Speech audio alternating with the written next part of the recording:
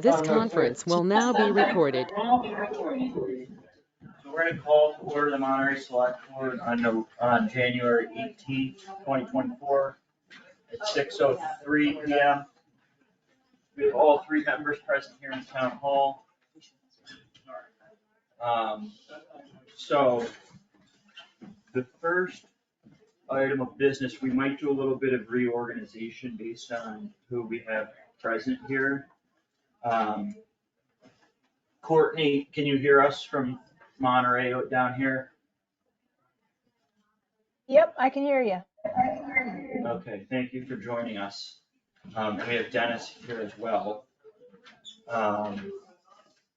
So Dennis, as I understand it, your grant form is about the MVP phase 3. Right, there are several meetings and do a watershed webinar coming up on, I believe, the 24th of this month. Yeah. Yeah. Okay, so, yeah, please. Did we not already? We have discussed this before, but we hadn't really made, we're just working along the process. That's fine. I thought we'd approved it. That's all. Oh, good. Like that.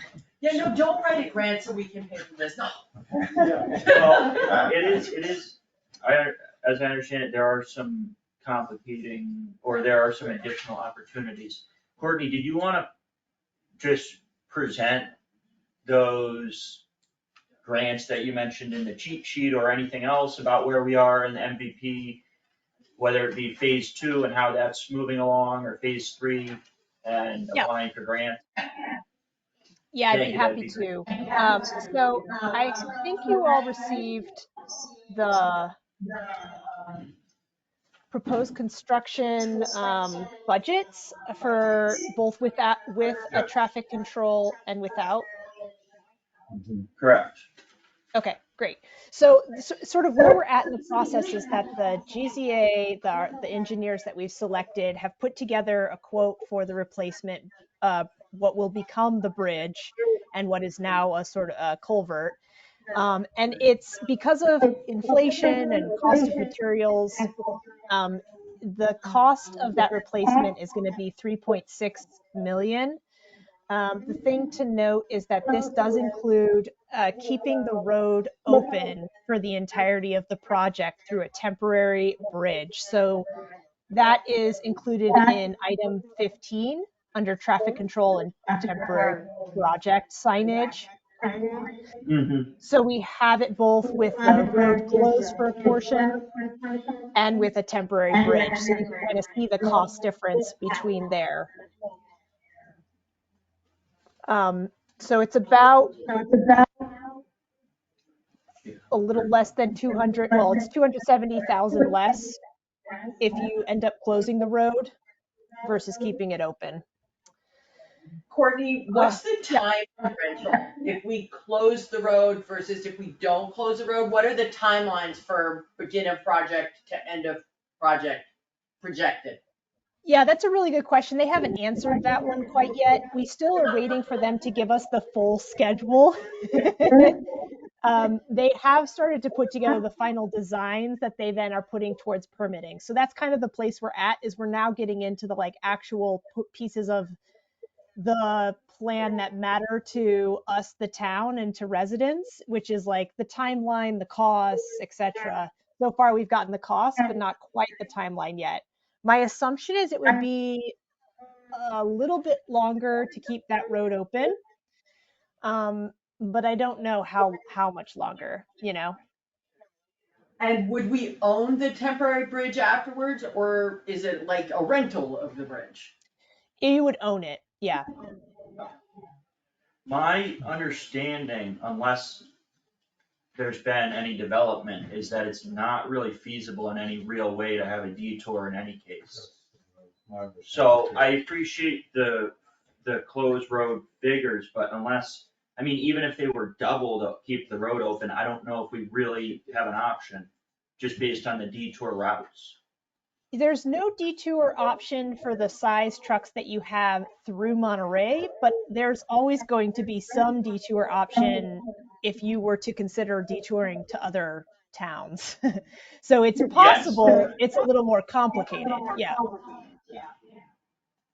But I mean, even for our average everyday person who's driving through the center of town, we're asking them to drive many extra miles and minutes and on roads that aren't really great for two-lane traffic. Like Fairview Road really isn't great for two ways. Mhm. So let alone mud season and whatnot. So I just would say, unless someone else feels differently, I wouldn't sink too many resources into continuing with the closed road scenario, because I just think it is so not feasible. Like you said, we could have trucks take 57 down to some other town and go towns around, but I'm even just thinking for the everyday car. I mean, the amount of traffic that goes over 23 to try to send that over Fairview Road and Tyringham and Beartown Mountain Road, in my opinion, is a no-go. And Yeah. it's not really a price and time thing, it's just that's not an option. Yeah. Yeah, and that's fair enough. So we can ignore that, but I did want to sort of present it to you all just in case that was something that you were, only because like it's a big price tag. So I could understand if you wanted to see the other options and see how it broke down so that you could see like, okay, what would it cost us if this were the scenario versus this? But we don't have to sink too much more time. We can proceed with the temporary bridge scenario and keeping it open at all times. I think that would be great, and I do appreciate the comparison for the sake of having that knowledge, so thank you. Yeah. So before we move on to the different grants, are there any questions about the cost breakdown?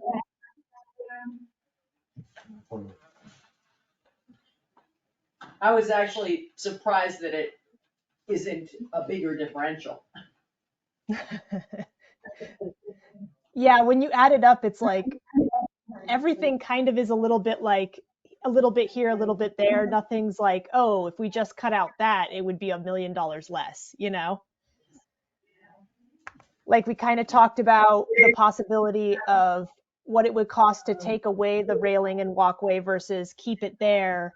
But at the end of the day, the engineer kind of pointed out that, yeah, maybe it saves you 200, but then you're going to have to figure out how to insulate the water pipe, and that might add 100,000 anyway. And so you're not really saving that full amount regardless, Mhm.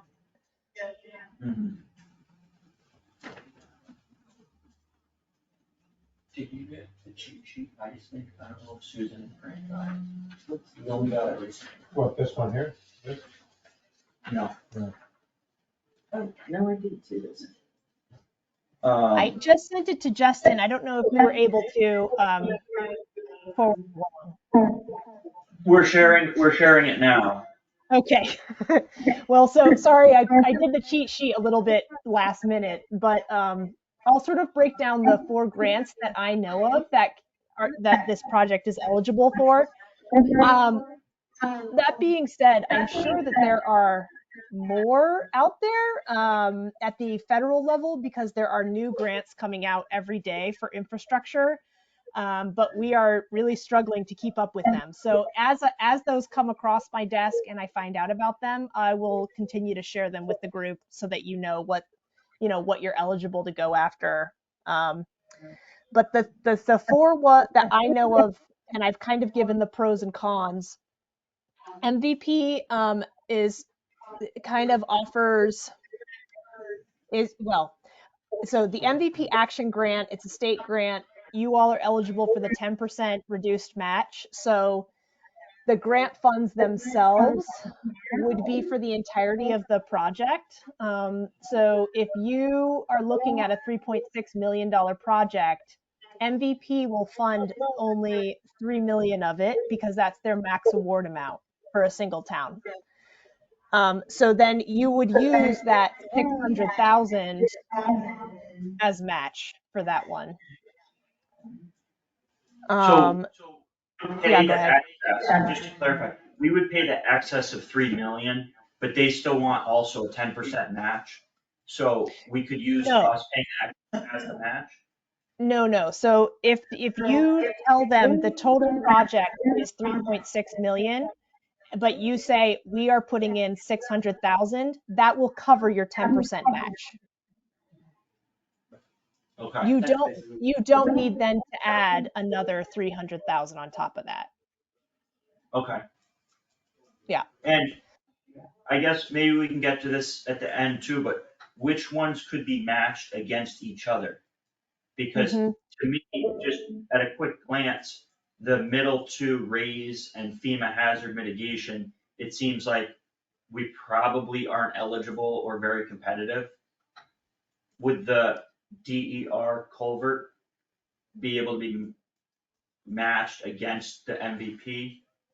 Oh, it So says right yeah. So I knew that I saw this coming up. Unfortunately, those are both state grants, so they can't be used to match each other. So you either need local or federal funds to match the MVP state one. So that would be RAISE or FEMA. I don't think FEMA's really a possibility. I'd be really surprised unless you start to see some of that flood damage come in and you were really meticulous about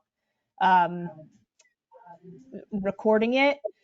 We just have a really hard time meeting their benefit cost analysis threshold for our rural towns because there's just not enough damage dollars that then make us that offset the cost of that, you know. Do we have any documented flood damage because of the culvert in its existing state? I don't know. I haven't seen any, but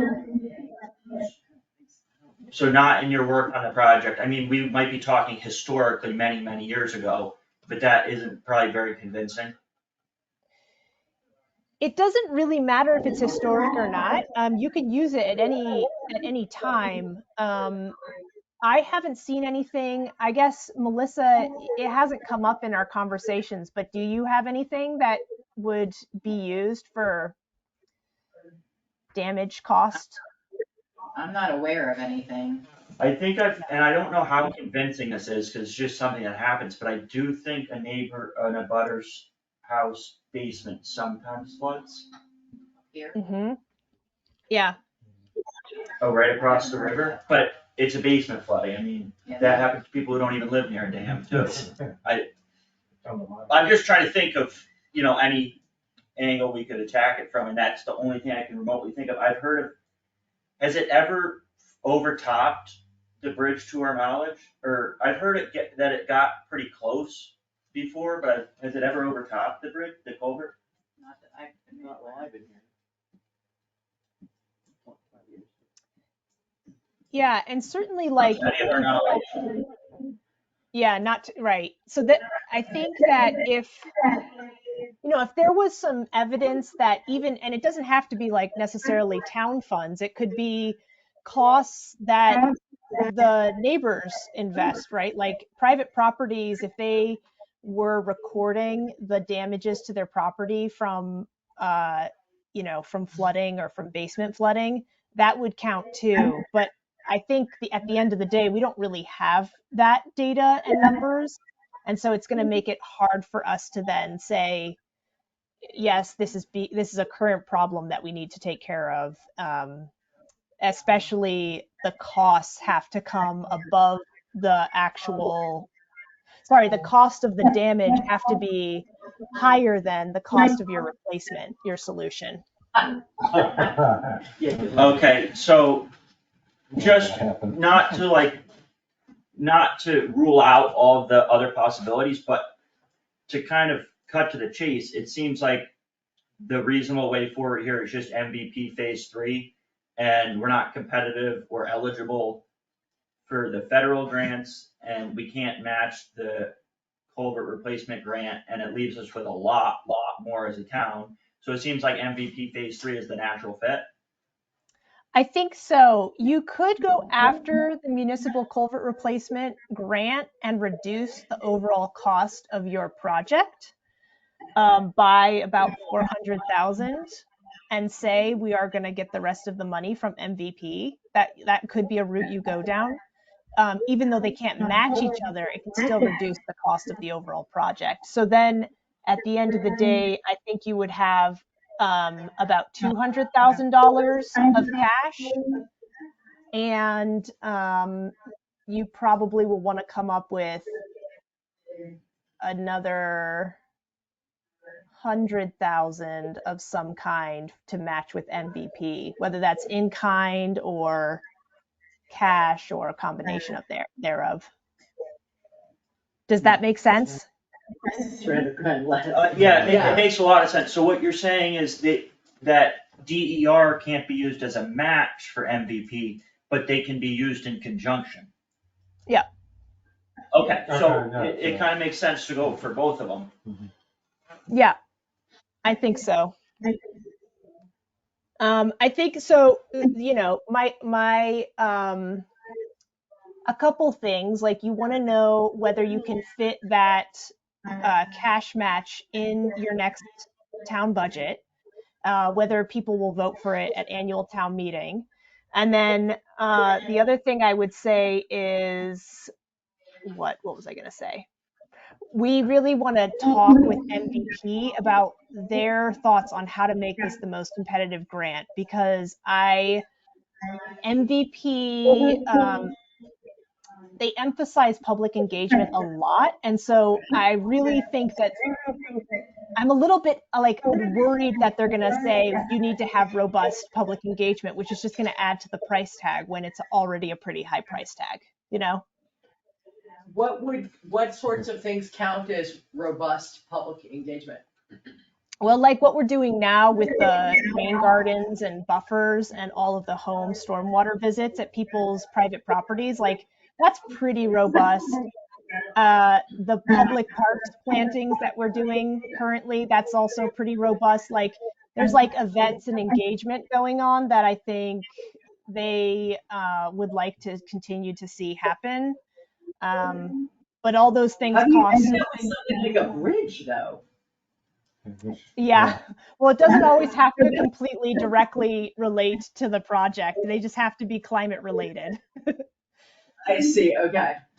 Dennis, did you have a question or a thought? Yeah, hi Courtney, how you doing? Hey. We're all working together here. Just a couple of thoughts, and I wanted to bounce it off you, Courtney. The culvert replacement plan, we've tried that in the past. Hmm. And the problem that Monterey has in general is that the culvert replacement funding looks for ecological value. Right, and you've got that dam there. Yeah, and although it's a cold water fishery, the counterpart, the ecological value is low. So that's why we have not been successful in the past. Even before phase one, we tried to go through that particular. Now, maybe the requirements have changed. It's something to look into. But that was always a stumbling block with that particular one. And the other issue, Mass Works infrastructure. Are you familiar with that, through BRPC? Because they don't have a match requirement. And they're more about housing, private development, and, there might be and creating jobs. And I thought in the master plan, there was a discussion of a possible expansion of the business district. I could be wrong. but Yeah, I mean, it's thought been there was thrown around. It's discussion. been thrown around, I don't know how we would do it, but it was discussed. Right, but if that, becomes, if it passes at, the annual town meeting, the adoption of that by the board, that might be something we could look further into, considering at the same time that we have a master plan that says, we want to increase whatever business in district. It's just something to look further into, especially because of no local match required. given the size of the estimates. So I just wanna make sure I understand what you're suggesting, that, trying to get the town to pass, to make some sort of resolution toward, or change in the business district in order to promote economic development could be a way to make us more competitive for a Mass Works grant that might in turn underwrite I the think so. culvert replacement. I think so. Okay. You know, it depends on how it's presented in the master plan. Right. And, but that's one of the eligible items or priorities of the Mass Works infrastructure program. Is economic development, or. Right, economic development, private development, housing, and, yeah.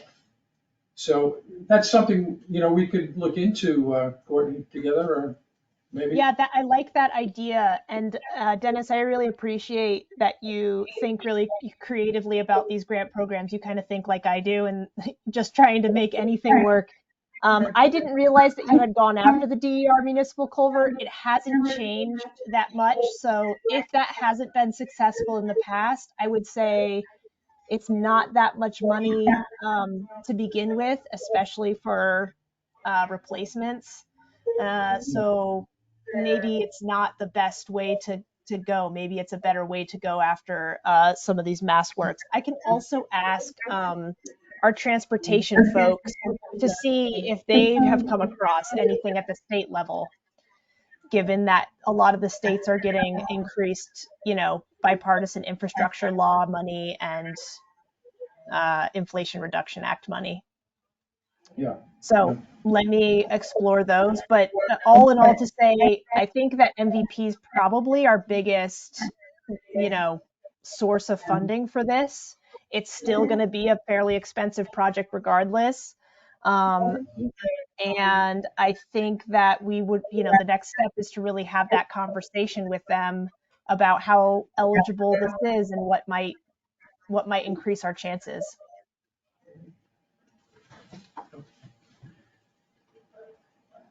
So when, as far as MVP goes, what's the timeline on that? When would they like us to have, you know, a match raised, appropriated at town meeting? Mm-hmm. So they just hired a new regional coordinator who is for our region, and they are coming on end of January. So I think we'll probably end up having a conversation with them early February. The RFR usually releases sometime in March or April, and then is due sometime in May. You can indicate on there that the match is going to be decided at town meeting. As long as you have a breakdown of where the match is coming from, they will basically consider your proposal as if you have the match, and then we'll check in with you later to see if that was possible. So what happens if we raise the money for the match and then we don't get accepted into phase 3? Yeah, that's a good point. I mean, then you have you have 300,000 that you redeploy into your town. At least, if not 600. If not 600, right? If not 600, yeah. But that's a very awkward spot for us to be in. Although, what if we just got approval for a note? We don't actually take the note out unless we get it, right? That's one way to go, sure. Mm-hmm. You could do it with a loan, with financing, with debt. Yeah, I think so. And actually, I didn't explore this because most towns don't really like to do it, but there is the Clean Water Revolving Loan Fund, which is a state grant program. It has an interest rate that's like somewhat, you know, it's pretty comparable. But that is another opportunity that if you wanted to get a revolving loan fund, that they use that for these types of things. I'd have to really check into it because I haven't looked in too much because most of my towns go, we don't want this. But, you know, if that was of interest to you, that would be another opportunity. What do towns typically do? They want to go for grants. They just don't want to, What's they don't that? want to pay back the funding. Yeah. Oh, I'm all for grants, don't get me wrong. I just. But towns don't ever have matches. I mean, how do they usually finance a match if, they don't know if they have the grant yet, but they kind of need the match before the timeline is off. Yeah, I'm not sure because, I haven't really been in the situation in which a town has said, yes, let's do it, or I haven't been in a situation in which like this amount of funding is something that they're going to me for, because we're a planning agency and I'm sort of pushing the boundaries into action and implementation. Mostly I do planning and that's less high price tag. But I think what some towns have told me is that it's usually because of the low interest rates that it used to be, that private capital was less expensive to go after than the Clean Water Revolving Loan Fund. Now, whether that's still true given the interest rate hikes, I haven't looked into, but that is what has been told in the past, is that private capital is cheaper, and so we might as well just go after a, bank loan. Courtney, when would we know if we were awarded this grant approximately? You would approximately know mid-August. So they'll tell you mid-August, but then they won't officially announce and start the project until like early September. So when you say it has to be in works, the match has to be, in the process. We have to be in the process of getting that. Well, we applied. Could we say, we'll call a special town meeting when we find out that we got the grant? Or do they not buy that? I don't know. I would have to ask them that directly. Kind of the cleanest way for us to do it is we find out, okay, we've been accepted to phase 3. The town's share, the town's match and whatever exceeds 3 million is 550,000. And we go to town meeting and we ask for 550,000, however we ask for it, whether it's loan or not. But at that point, we know that we need the money. We're not going and saying, we might need over $500,000, but we might not get the grant and then we won't need it. Yeah, I hear you there. I don't know. I think we can definitely ask that when we meet with them. What are the stipulations that they accept, et cetera. I'm gonna ask one more odd question, but if we were to apply for, either what was it called? The Mass Works Infrastructure Grant or the DER one, or whichever ones, and be granted them, but then not get the MVP, what happens? We just say, we're not taking the money because we can't do the project? Yeah, they don't like it, but yeah, you can do that.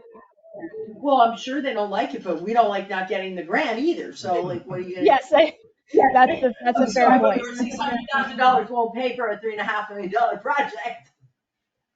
Yeah, but exactly. You can basically reject the award if that were to be the case. Right. But Courtney, you'd say we have a pretty good chance with the MVP because we've gone through phase 1 and 2 and we're seeing this project through, right? Yeah, I mean, that does help. Yeah, that does help your chances. They like to see projects that have like been awarded before go into implementation.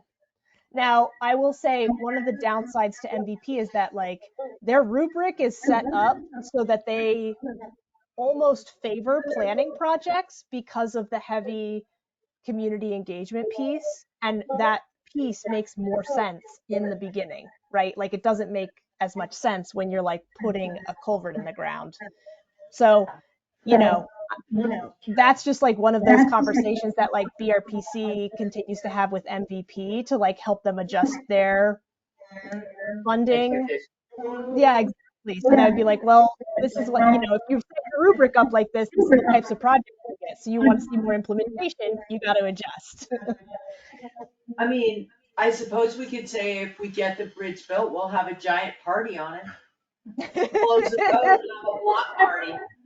They'll like that. It could be the only time you close the road. Yeah. 3 hours, 1 day, giant party. Could we have volunteers build the bridge? In all seriousness, what can we do for public engagement. Like, could we have a river cleanup day in the spring? I mean, it feels like we did the rain gardens, we've done some of our own native planting at town-owned property along the river. We've put money into Lake Garfield's health, like every year.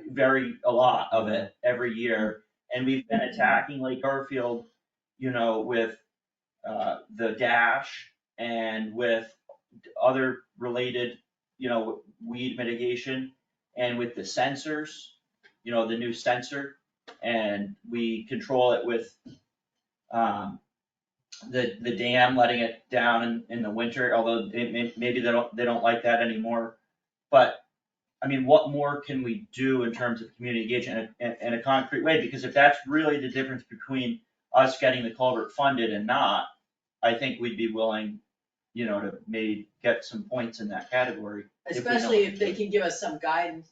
The only other thing I can think of that's come up recently is talk about trail days to try to get the community to work on cleaning up both the town-owned trails, but also some of the other trails in town that might be like on BNRC land, for example, or Bidwell House. But to bring the community together, would that count as a community engagement day? Yep. It's not a big funding project, but it's bringing people together for a public purpose. I mean, we can put together all the stuff that is already kind of happening in your town. Everything that happens at the community center that has even remote ties to climate change, I think can count as match. So there should be some amount that we can like build in there because your town is already doing it. We just have to sort of get a little bit creative. What I'm trying to sort of just like warn or preface is that like, that's probably something they're going to ask. And so we as a group in Monterey should have something that we can incorporate in there and say this is part of the project too, so that we score higher. And that doesn't add too much cost to your plate. Well, except not getting the MVP grant would be the biggest cost of all, by far, right? We wouldn't do the project. So what's $50,000? Or, I mean, that's important, but if that's the difference between getting at between 3 million and not, it seems like a small price tag. Yeah. Just to be clear, they're looking for community engagement regarding climate change. So it's not specifically watershed, it's climate change in general. That's correct. Yeah. Could we say anything like our conservation commission has Solar, has I people, was just gonna well, say. solar energy, we're working on that. working on solar energy, does that count like Yep. the renewable energy group? Cause I think that's pretty significant. Yeah. I think that definitely counts.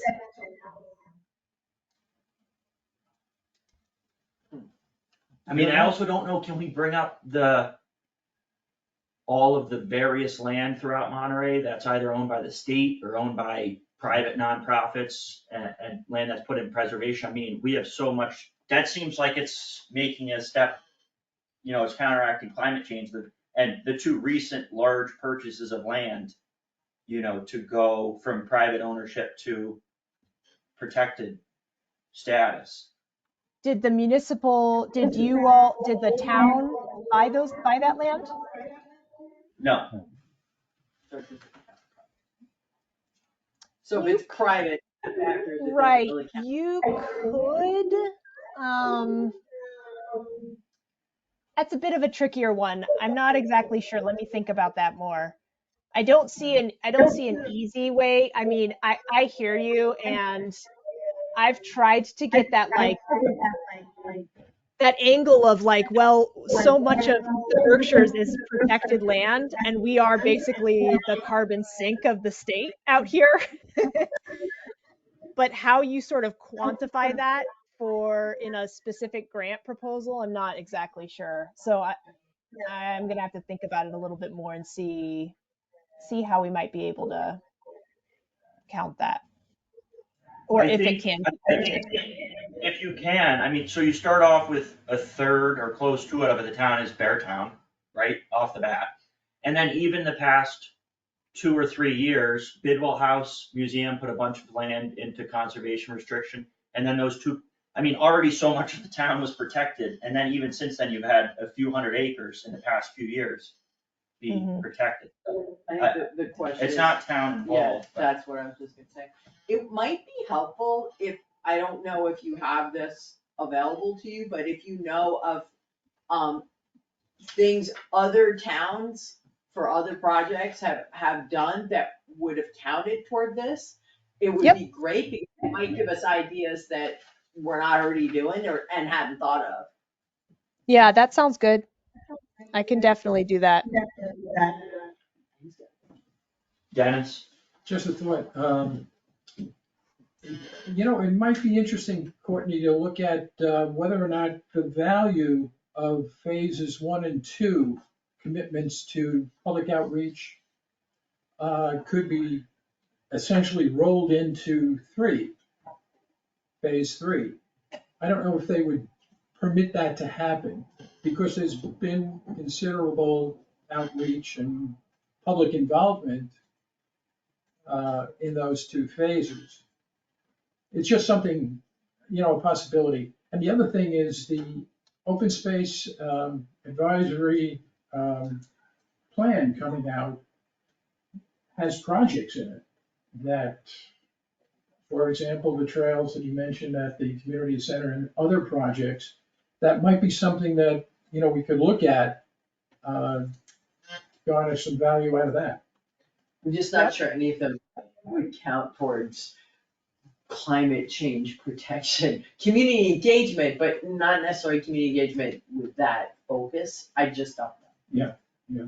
Yeah, for example, Lake Garfield, that's part of the open space plan, and the protection of Lake Garfield.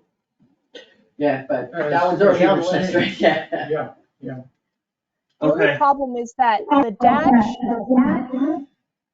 is removing carbon sinks from the lake, right? Like, yeah. I don't know that you can make the same argument. And then the other thing to keep in mind is that they won't look at pre-award match, if you will. Like some programs, they have a look back period, and we've been able to Yeah. successfully use your dash monies for that to match with some other grants. But in MVP, it has to take place during your project period. So it would be like the trails cleanup, the river cleanups, etc., all that happening, fiscal year 25, fiscal year 26.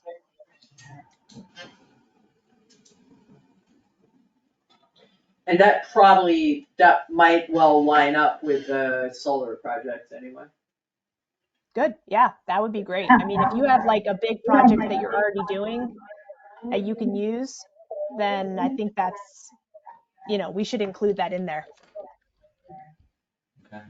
So it sounds like we have a lot of different routes to go as far as both community engagement regarding climate change in order to promote the MVP application, and then as far as maybe having some match for funding. Yep. But MVP definitely is the important, or the critical grant, and with it, would be likely to do the project, and without it, we're probably unlikely to do the project. Yeah. So then it's just a question of timing, right? Like, do you go after this year? Do you go after it next year? I think that a conversation with MVP will kind of give us a better, view of what they think needs to be involved. So we're a little bit going to wait on that as sort of the next step to the funding piece. Okay, thank you. Is there anything else that we should talk about, or do you think we covered it? I think we're pretty good. Yeah. So the other thing I was going to do is, with your all's permission, I'd like to publish the estimate in the Monterey News, just to and break it down for folks so that they know what this might cost. And then just really get that conversation kind of going, get feedback around it, etc., so that the first time they're seeing that price tag isn't at maybe a special town meeting or an annual meeting. I think it might be important in there to make clear that there really isn't a viable detour option for the level of traffic, both in quantity and type that we have. Yeah, Because if you would, I get to ask. yeah, that's fine, yeah. I mean, if you would like, I can just present the one that we're going with, the non-detour option, and say, and like explain why we've chosen that, you know? I kind of wonder if those should be the only figures that are included. Yeah. Yeah, I sort of think he might be right. And then the only other thing would be, although the grants, we obviously haven't received yet, I think it would be, and maybe you're planning on doing this, but really helpful to include, especially the MVP Phase 3 grant in that discussion. Mhm. Because as far as I understand it, we probably wouldn't do it without MVP Phase 3 grant. So, and maybe it's worth saying this is the overall cost, and then, the MVP Phase 3 grant is very likely, and mentioning maybe there might be other grant opportunities, but. To help underwrite the additional costs. yeah, that sounds good. I definitely was gonna plan on sort of talking about the grant possibilities, like how this would get financed, or what are the different options for getting financed. I think that's part of the discussion that people should see that's happening. So, Well, thank you. I think that would actually be great if you're able to do that, to get Cool. people familiar with that. And that would be very appreciated. yeah, of course. Any other questions for me? I don't think so. I don't think so. I think you answered it all. Thank you for joining us. Thank you, Courtney. Yep, All right, thank instructive- you. You have a good night. You too. You too. So, Have we ever had any dollar figures for this solar array thing? Would it actually cost us anything? No, I haven't seen any dollar figures. I don't even know if it will cost the town anything, or if the whole thing Well, I gets think paid part- from the partnership. And Yeah, it's a take that, partnership, yeah, a private sector partnership. right, You're providing the land, I think, and they're providing. The installation and the grid. the way that I remember it being explained was if the less risk that the town takes, the less potential reward that there is for the town. But if we're not really in it for a money-making opportunity, then we can probably not take a lot of financial risk, and we won't reap a lot of financial benefit, but we get the Participation. participation Right, in putting in house, solar right, energy. yeah. Right. But I don't know, I haven't really gotten an update on where they are at, other than looking into different ownership But it might be schemes. worth asking that question, especially if we needed to have a dollar value of, in some way, to be able to apply it to the MVP as public engagement. Yeah. Even if it's like just effort cost, or, I don't know, right, the grant monies we've got, I'm not sure what it would be, but if we need to come up with a figure, we have to come up with a creative way to come up with a figure. And then just to wrap up this subject is Dennis's grant proposal. So this would be looking into the MVP grant, as well as Dennis, the DEP 604B water quality Yes. grant, is that something that's something aside from the ones that we've discussed today? Yes, it's different. It's a water quality related grant. And what we did prior to getting the 319 grants for Hoopi Road, for the Lake Garfield mitigation, we went through a 604B, which is an easier opportunity. It's not as competitive. And it's a smaller grant, very small compared to the 319. So that's the key to get into the funding for the 319, go through the 604B. So if we wanted to, as we did with the current Hoopi Road project, choose another so-called sub-basin of the overall watershed, And there are probably about 9 or 10 sub-basins, maybe a little less. You go through the 604B first, then you go 319. But So it's this- different than what we're talking about. They're water quality related. So the DEP 604B is about tackling another watershed of Lake Garfield. Right, Okay, yes, and it's unrelated from the Route 23 culvert MVP. yes, Okay, yes.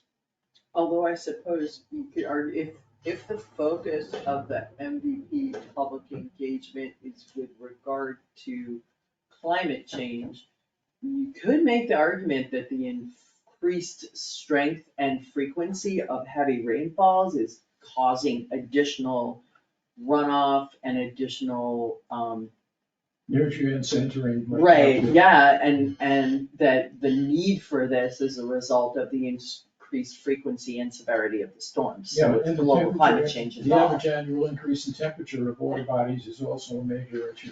So that all of those things, while, it's affecting water quality because it's related to climate change. And it's growth of Right. aquatic plants in this case. So I sort of feel like you could make a pretty good case for those being related. so I would motion to approve the grant request form from Dennis Yes, please. to explore the MVP and the 604B grants. I second the motion. Is there any other discussion? We'll call a vote, Yes. Yes, and yes, so that's unanimous approval. Thank you, Dennis, for that work. Thank you. Do you know if we have Peter in today? You're supposed to, you didn't let me know that he wasn't. Was he planning on 6 or was it 10? I was playing at 6. Okay. So I'm going to assume, Peter's not on the call, is he? Okay, I'm going to assume something came up. Do you have a vote? Yeah, Collinson. Oh, Collinson, right. So we will, having tackled 7 and 4 and foregoing 3 for the time being, assuming Peter is not gonna be present, we'll tackle 5. Michael, thank you for joining us Thank you for having me. remotely. Did you get a slightly newer version where I combined Susan and my edits, Melissa? If you send it. Yes, I did.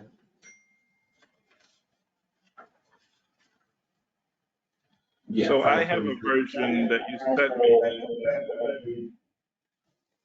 Yeah, that is the version I'm speaking about. People just get printed out a few copies, Melissa. Or at least one yeah, I got copy. more, I didn't change any, I didn't go in and do edit changes, but I've got questions about it. Yeah, I have some questions. So just for clarity of purpose here, I did the edits to this myself, but I did ask Rob Hoogs to come up with a blurb for Monterey that included some history. Mhm. I had to cut it a little bit because his was a little bit longer. Yeah. But that whole community part, basically, most of it came from Rob Hoogs directly. Yeah. On So that, Susan, on that, Susan, Yeah. I think your changes are out. Thank you. My goal in the first part was that I just wanted it to be a little bit punchier and to make sure that it focused as completely as possible on what we really think we need, and the expectations, and the community part, well, Rob Hughes knows a lot about the history of the Yeah. community, and he has a really positive outlook, so. Yeah, no, it's great. I was taking most from Wikipedia. I get it. I do have an important kind of focus can we question. would it make sense for everyone to go section by section? Yeah, it would. Or you can wait till she brings in the copy with the combined changes? Well, Susan has it, Michael has it, and I have it, you just need a copy of it. Okay. But Michael, is it okay if we go section by section? I think that's great. Okay, so I didn't make any changes to that first No, section, you so the very first paragraph, the town of Monterey seeks Susan had made some changes, if you're good with them. I'm fine with them. And Michael, did you have any questions about the changes to that first paragraph? No, I'm gonna accept them. Okay, so the community would be the next one. Susan explained the changes, Michael seemed, open or in favor of them. I made a couple minor changes, And I was fine with those. deleting meeting house and adding church and post office. The church might be no longer part of it. Yeah, That's okay. and I think that's the idea behind meeting house. Yeah. Thanks. I And especially then, like the last sentence. yeah, and then I just deleted including several presidents who came for the fishing. Which is fine. Believe me, I was Yeah. having trouble cutting it down, so any cuts you make were appreciated.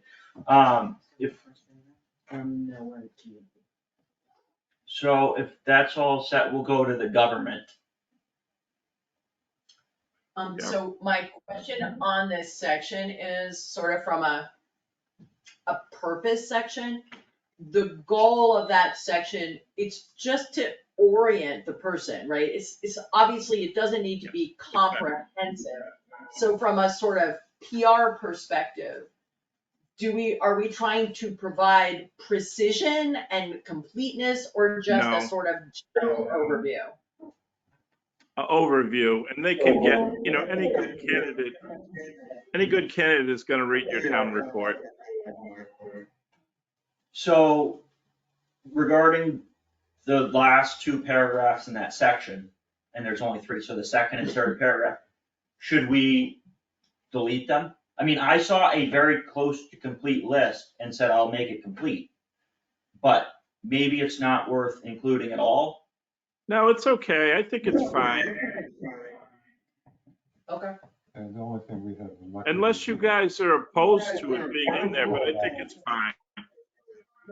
I think it's fine too. I mean, it's not necessary, but it is important in a way. I mean, I'm okay with it. I'm fine with it. I think it's a long list, but if I was reading it, I'd probably just skim it anyway, cause I'd say, this is like, I'll find out about that if I get the job. Yeah, no, candidates wanna know who's appointed and who's elected, and who has the appointing authority, that type of stuff. Okay, so if we're all on board on the government, we'll move to financial information. Yep, Any questions? I think it's pretty No, it's straightforward. Straightforward. you don't have a bond rating, do you? No, we don't. We don't have bonds? Like, why don't we have a bond rating? We don't have bonds, right? Yeah, that's why. Yeah. And I didn't, So challenges and opportunities. I was okay with all your changes. Yeah, Any questions on this? No? No, The ideal candidate. Any questions?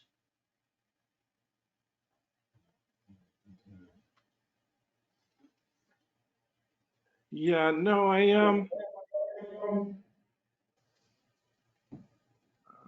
okay. I thought that they were pretty good. I tried to capture some of what everybody said when I talked to you individually.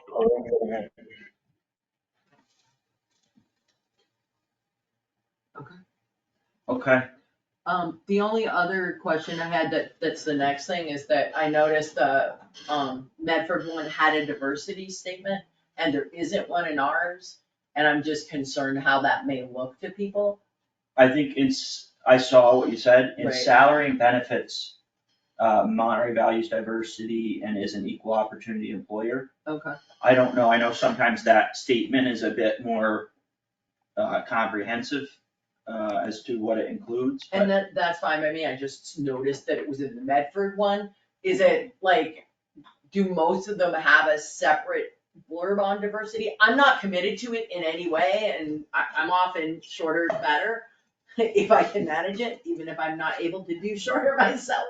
that's a joke, because these guys know that that's a problem for me, but I'm willing to go either way. I'm just asking if you think it's important. If you have, I think it's an important point. Do you have a policy that you would rather put in there? I don't think we currently have this. No, we don't. I mean, I think we cap, it's short, but it gets the point across. So qualifications, there are no changes. No. If I will skip over salary and benefits because I think that might yield a little more discussion. So we can just talk application and selection process. Are there any, it doesn't seem like there's any changes here. No, I didn't see. Okay, so the last remaining. Do you anticipate hiring a screening committee to pre-screen the resumes and then have the board interview people? Or do you want the Collins Center to pre-screen the applicants, present them to you? Yes. The Collins Center. Okay. We had previously spoken to Mary. Mary about it, and we would like the Collins Center to screen the applicants. Okay, perfect. Also, I just noticed the very last sentence is missing a period. Okay. All right, so we go back to salary and benefits. So I think everyone has a version that I drafted. So my first question is that why are we actually, I noticed that the other one doesn't say anything about number of days or when they're expected to work. The Medford one doesn't even mention that. And I presume it doesn't mention it because if it's a full-time position, the usual assumption is it's a full-time salaried position and you're expected to work as a full-time salaried employee. Why do we need to make a statement about that or not? Well, in communities your size, there aren't a lot of full 40-hour-a-week positions. So we don't have to do that. If that's your expectation, I think it's great. We can remove that. I would only tend to include it because it's true and it's clear. Okay. Unless there's opposition. I know it's not in Mendon. I didn't even notice that, but it said there's a parentheses, select board needs to determine work week. And I thought that the way that I wrote it up, other than missing one S after meeting, is kind of the expectation. So I feel like it's worth putting in there for transparency. I agree. think, My question, one of the things that Mary had mentioned was asking us to consider how flexible we are with that. And I think I was pondering the fact that that might be a place where we could consider being flexible if we wish to be. Yeah.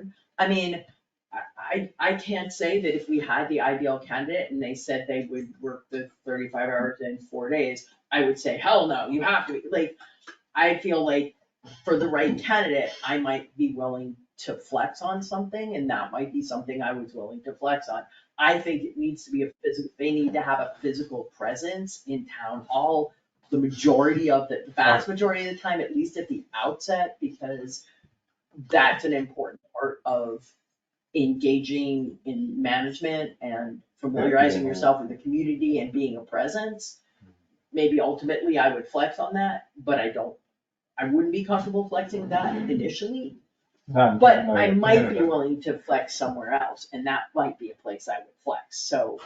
Well, one thing we could do is delete it, and like Susan said, it's not in Mendon. And that doesn't tie us down, or, I think we're all pretty set on a lot of presence Monday to Friday during normal business hours. But maybe not keep it so rigid. And how often does the select board meet? Every other week or every week? Every week. But we were meet every hoping to week. go every other week. We would like to be every other week. Well, in many small towns, there's a movement towards, I'm getting feedback. Tell me when I shouldn't talk. We can hear you fine. We hear you, yeah. No feedback here. Okay. No, in many small towns, there is a movement, or it's been building in the last 10 years. And actually, in even many large towns, like the one I live in, with 40,000, town halls close at noontime on Fridays to give people flexibility who work the night meetings every week. So the towns tend to stay open on, say, a Monday or a Tuesday night until 7 to give residents who otherwise work and commute to their jobs and aren't able to get to town hall during the day. They stay open on the meeting night, and they close at noontime on Fridays. My wife works for the town of Southborough. That's what they do. Their select board meets on Tuesday nights. So that's pretty much what we do, actually. And I kind of set the expectations higher in what I crafted. But given that that is kind of becoming an industry standard and what we already do, maybe it's essentially, we don't formally say town hall is closed, Right. but it is But it- really essentially. So, why don't we just delete the whole sentence? I agree with that. Mhm.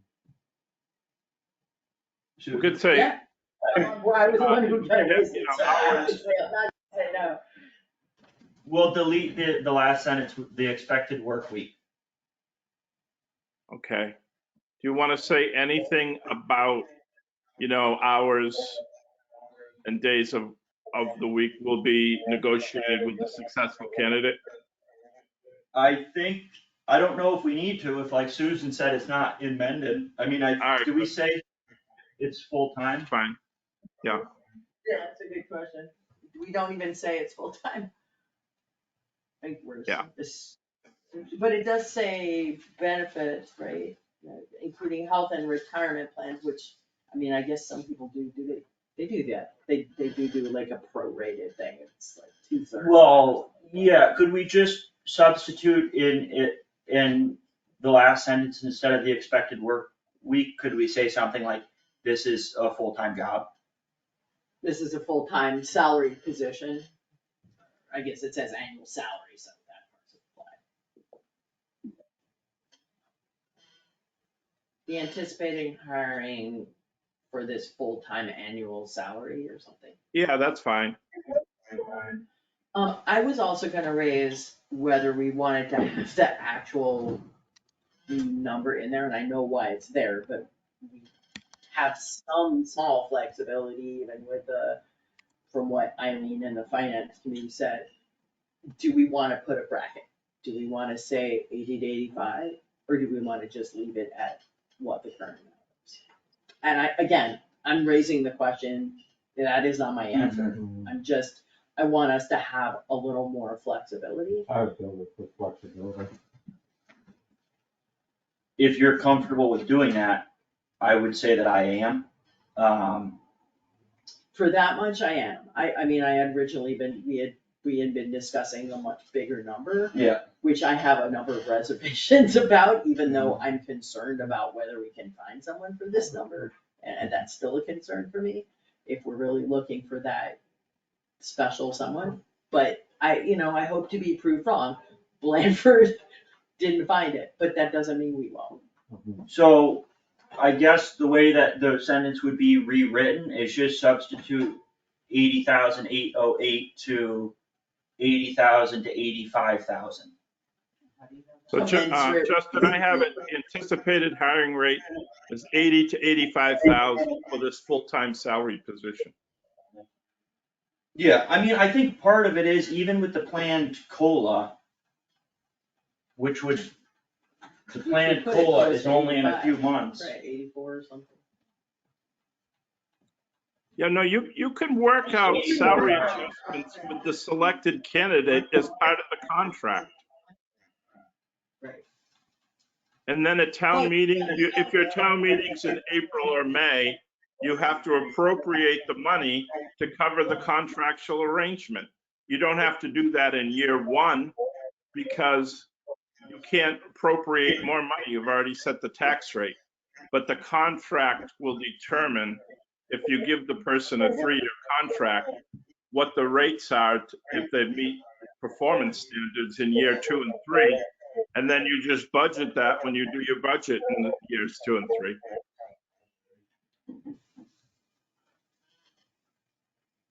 Does that make sense? I mean, July 1st or before July 1st? Because if you don't have the extra 5,000, how are you going to, unless you're doing it at special town meeting? I would, by the time we hire, If you're doing interviews according to this in February, you could potentially. I don't think it's illegal to say the anticipated hiring annual salary is 80 to 85,000, especially given that. I just think you're forgetting some things that you need to keep in mind. If it's not me that gets hired, which would. you're gonna need more money than that. If you hire somebody at 85 because you're gonna owe me 4 weeks of vacation.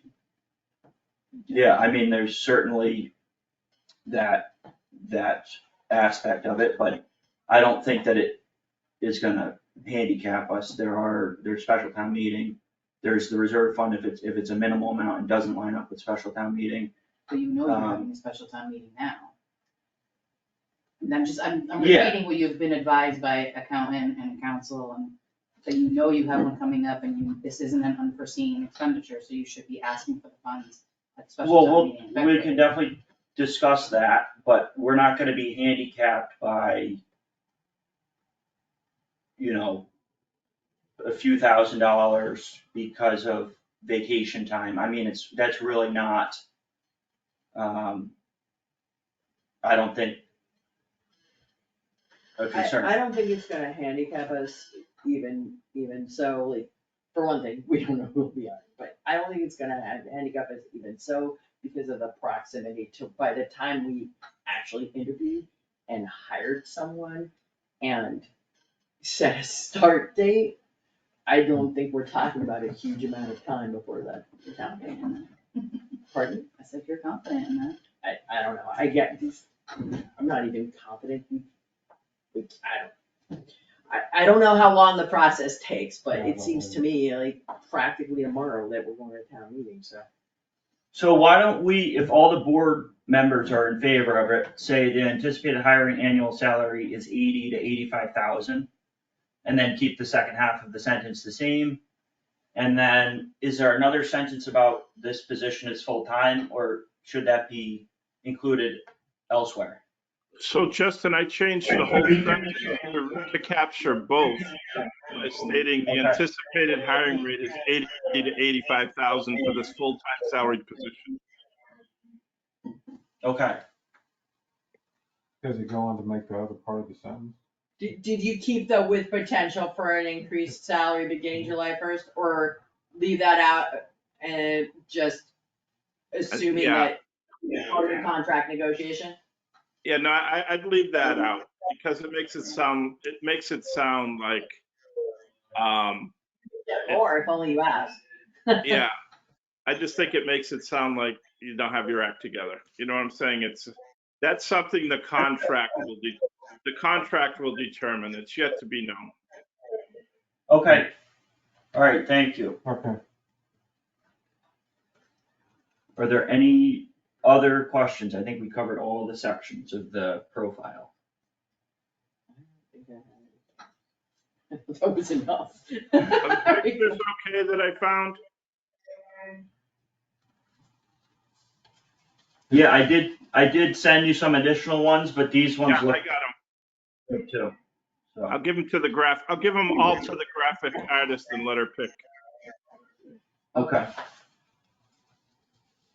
The voting one, was that one you sent? I just wanted to go over one more thing. Yeah, Susan had a comment. We spent the last 18 months doing this. Well, they need to be tweaked to account for transition from house HR to consulting. I feel this is very misleading.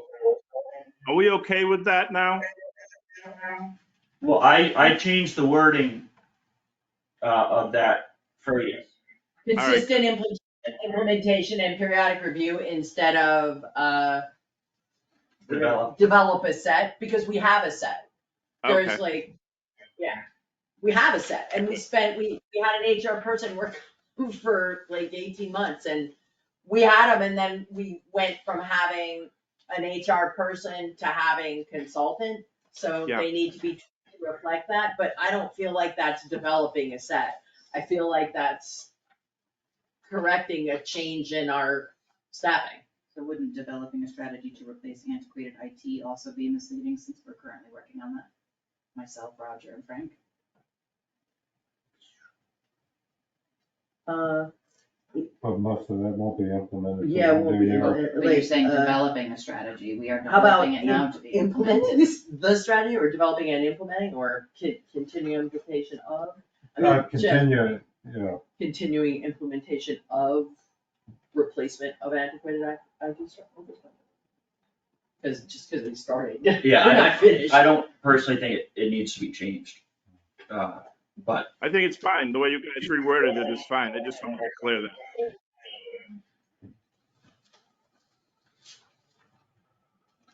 The fact that the job's partially begun doesn't, I don't think it matters. I think it's in the same stage as the HR policies.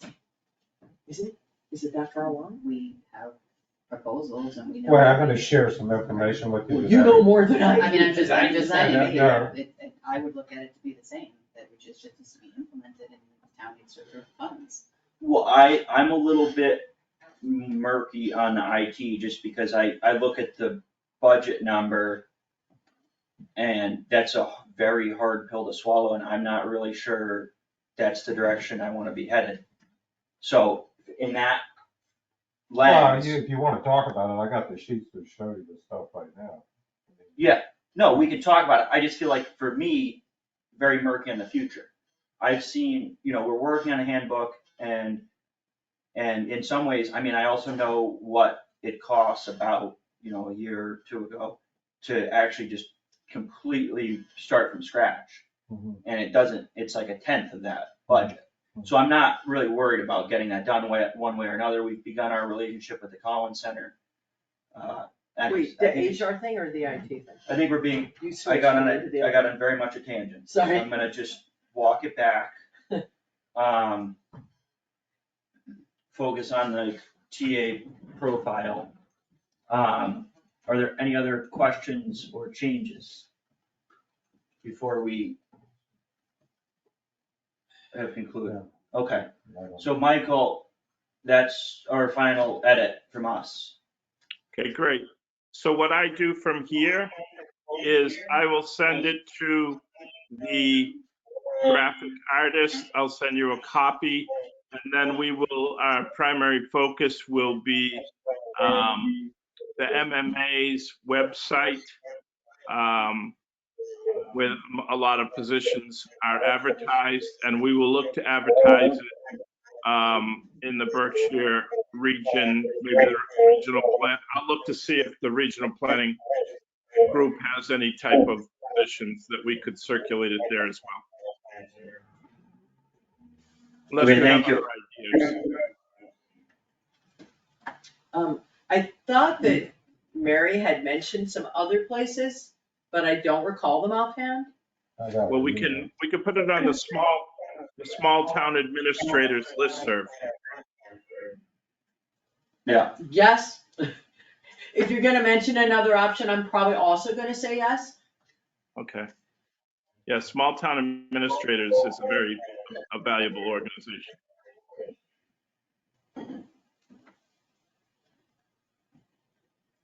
Oh, so in the last email she attached it. I didn't see it. yeah, I mean, just please, speak with Mary, as I know you will, because she had some ideas for us too. Is anyone going to the Mass Municipal Association conference this weekend? I'm not, I signed up, I Nor I. think it was 2 years ago, and then it was canceled due to COVID. Yeah, okay. Probably not happening this year. So we're all set then, I think. Okay, thank you, Michael. Thank you, guys. Thanks. Yep, bye-bye.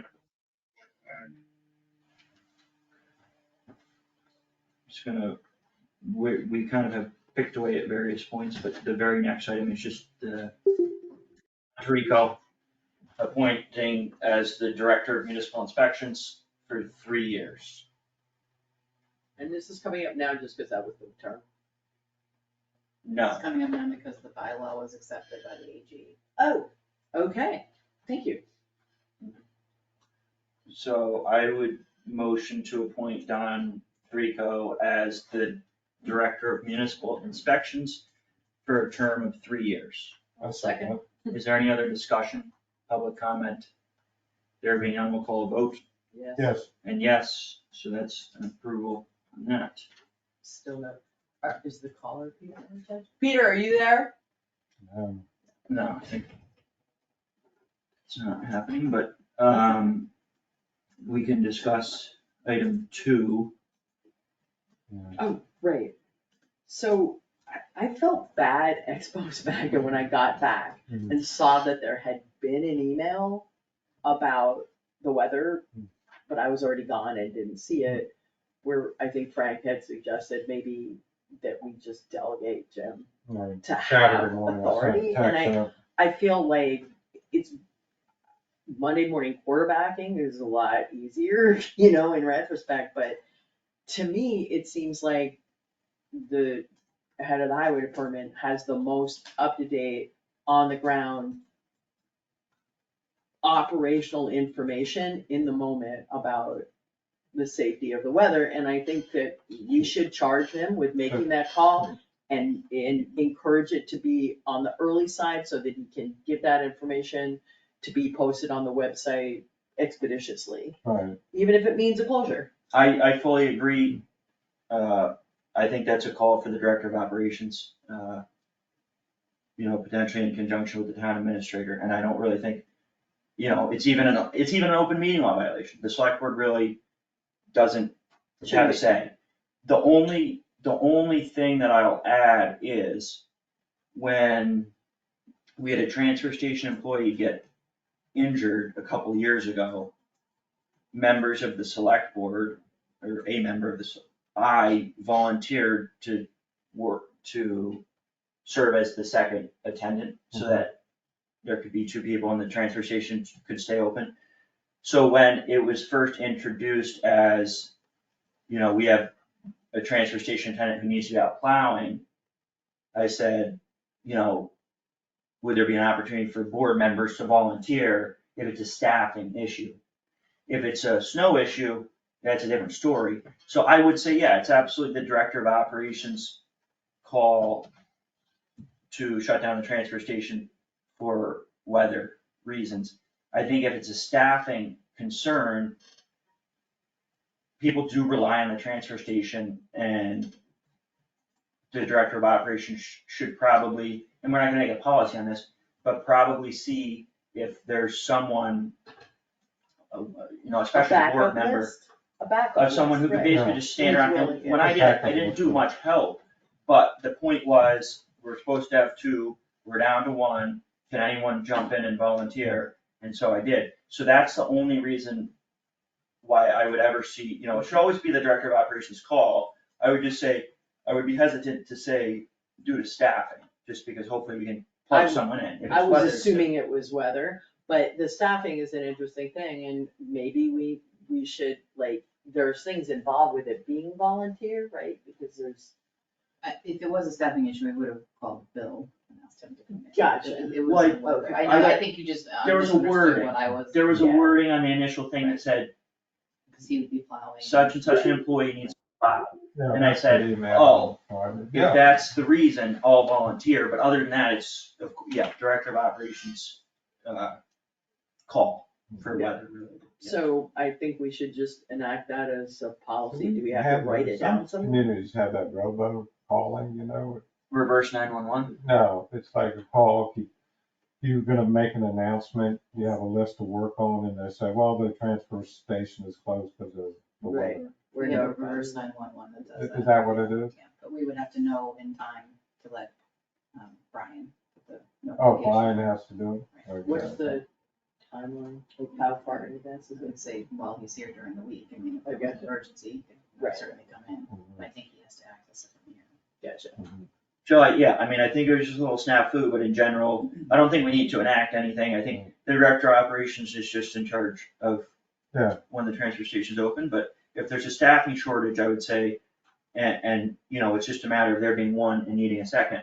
See if someone from the board in particular, or someone can volunteer. I If had it's no weather, idea. just go ahead. Whether, and so I just, but I think do we need to put it in writing that we are entrusting that decision to the director of operations, and then he should just make the call? I don't think so. I I mean, mean, the minutes is, Okay, the minutes is that's enough. good. All right, I'm fine with that. He'll do. Yeah. I'm fine with that, I just wanna make sure that he knows that we made that decision and that we have entrusted him. composting. So, do you wanna do that? Okay, you want me to do it? So, I was really, I'm proud of Jim, he came up with I think a pretty good solution.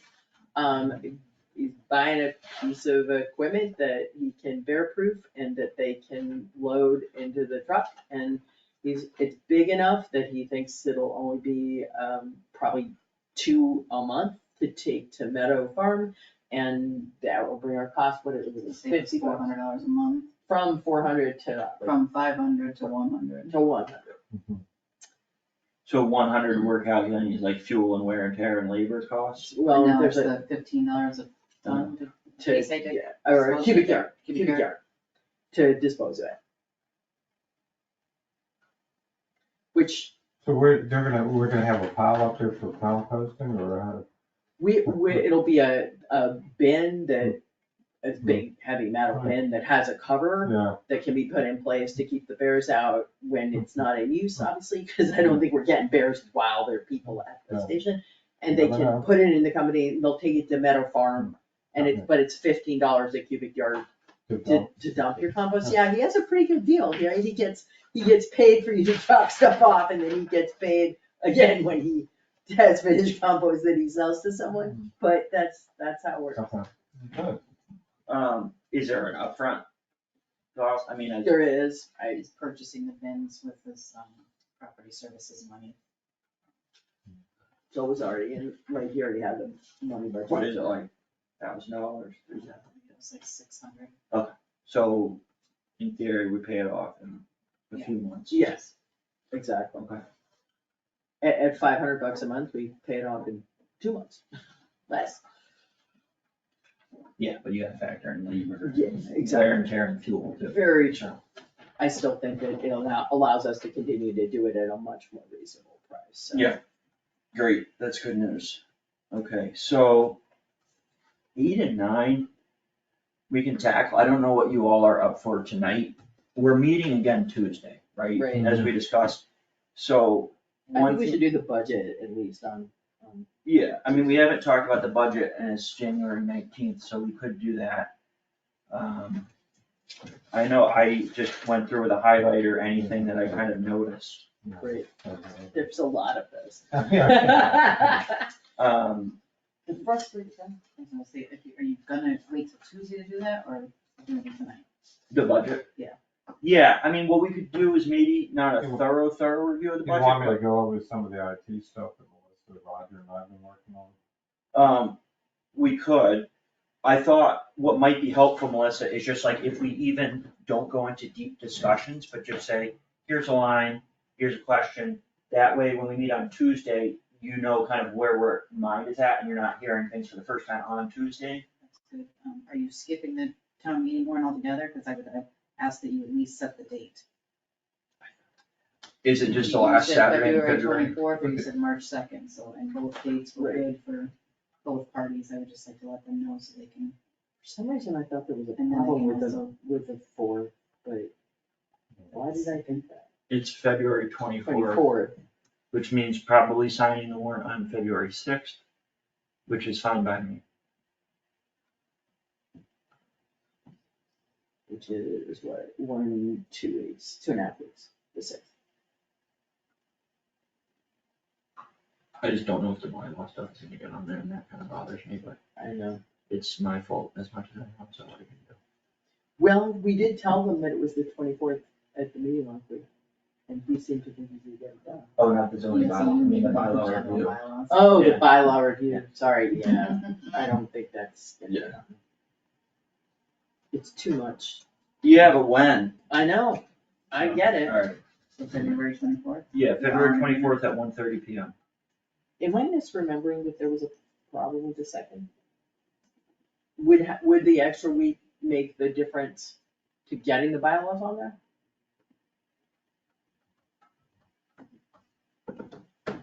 For a Because it's number, not gonna make a for a number, difference, we just well, no, do but for it. a number of these things, you're talking IT, zoning bylaw, it only helps to have an extra week, so in some ways, it really just does make sense to go to March. I mean, if it actually is available, then if the extra week will in fact impact what we. I put think on it there. can only help a Yeah, number of the items to have a little bit more clarity on what we're doing with the computer. We'll have that much more data if we wanna adjust the transfer station amount, et cetera. I don't have a problem with that. So can we shoot for March, Saturday, March 2nd at 1:30 PM, please? Thank you. So budget. It's 7:30. We have a couple items in a few minutes. We have a meeting next Tuesday that has more of a freed up agenda where we could tackle this in more depth, but I think it might make a lot of sense to raise some questions. So I don't know if that's I like, printed this out or did? I didn't want to print it out from there. I know it's in the internet or whatnot, but the printed is just really good for me. Oh, well, it's really useful for that. So we can, Yeah, this is why I don't ask for those things. But now I'm looking at his highlighter going, yeah. so why, I took them, yeah. It's what, fine. does it work if I kind of just go through the line Yeah, numbers? I'll Yeah, if you give me And if 1 you second to just don't have bring it up. some, I So you're have- just looking at the main one, you're not. Just looking at this one, Yeah. right? Give me 1 second to just find the page you're on, so. For me, if you can give me the name. Yeah, well, I know a lot of the same numbers. Well, I'll just start. So 122, select board secretary. I noticed this on a bunch and I was just curious. Sometimes COLA is 4 and sometimes it's 4.4, and is that because of holidays or something? I noticed it in a number of places.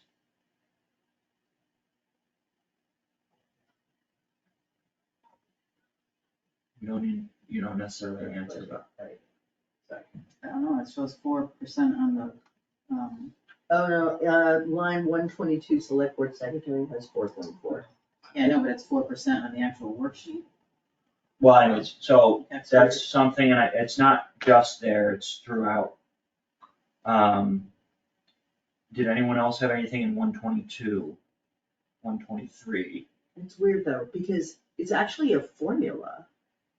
I'll look into it. Yeah, Um, it might imply that some number is wrong, because it's calculating the formula and it's saying that's a 4.4. So it might give you a flag. well, we'll Yeah, figure it out. no, I'm just, yeah. 130s, I just noticed reserve fund says minus 824, I assume that's a transfer out of the reserve fund, Yes, so that probably shouldn't show up, right? it should, I just made it the other day. Sure. Did we transfer? And you'll see plus 824. But did we transfer out in the sense of like the normal way you request reserve fund transfer and you get money from it, or transfer in a way that like the transfers between lines? It's transfers between lines, but Eric said it needs to go on like this, because it's showing that the planning board has actually got $824 more than what we. That to me makes a little bit of, it doesn't make common sense only because that's what the reserve fund is. And by the time we publish the warrant, that's a lot, sometimes where we get them end of year, and so it's probably gonna be wrong, and it doesn't, I mean, in some ways, it does make sense to have that data, okay, how much money is being used at the 30,000? And in some ways, we're actually using it for its intended purpose, whereas usually transferring out of it is like, okay, we didn't need as much in grant writing expenses, so we transfer that into a different line, whereas reserve fund is supposed to be transferred out like that. So I don't know, just, I flagged it, we can talk about it. A quick flag, I assume is accounted for, but just accountant, I think we have a 2-year contract, I just wanna make sure that number lines up with what we signed off on.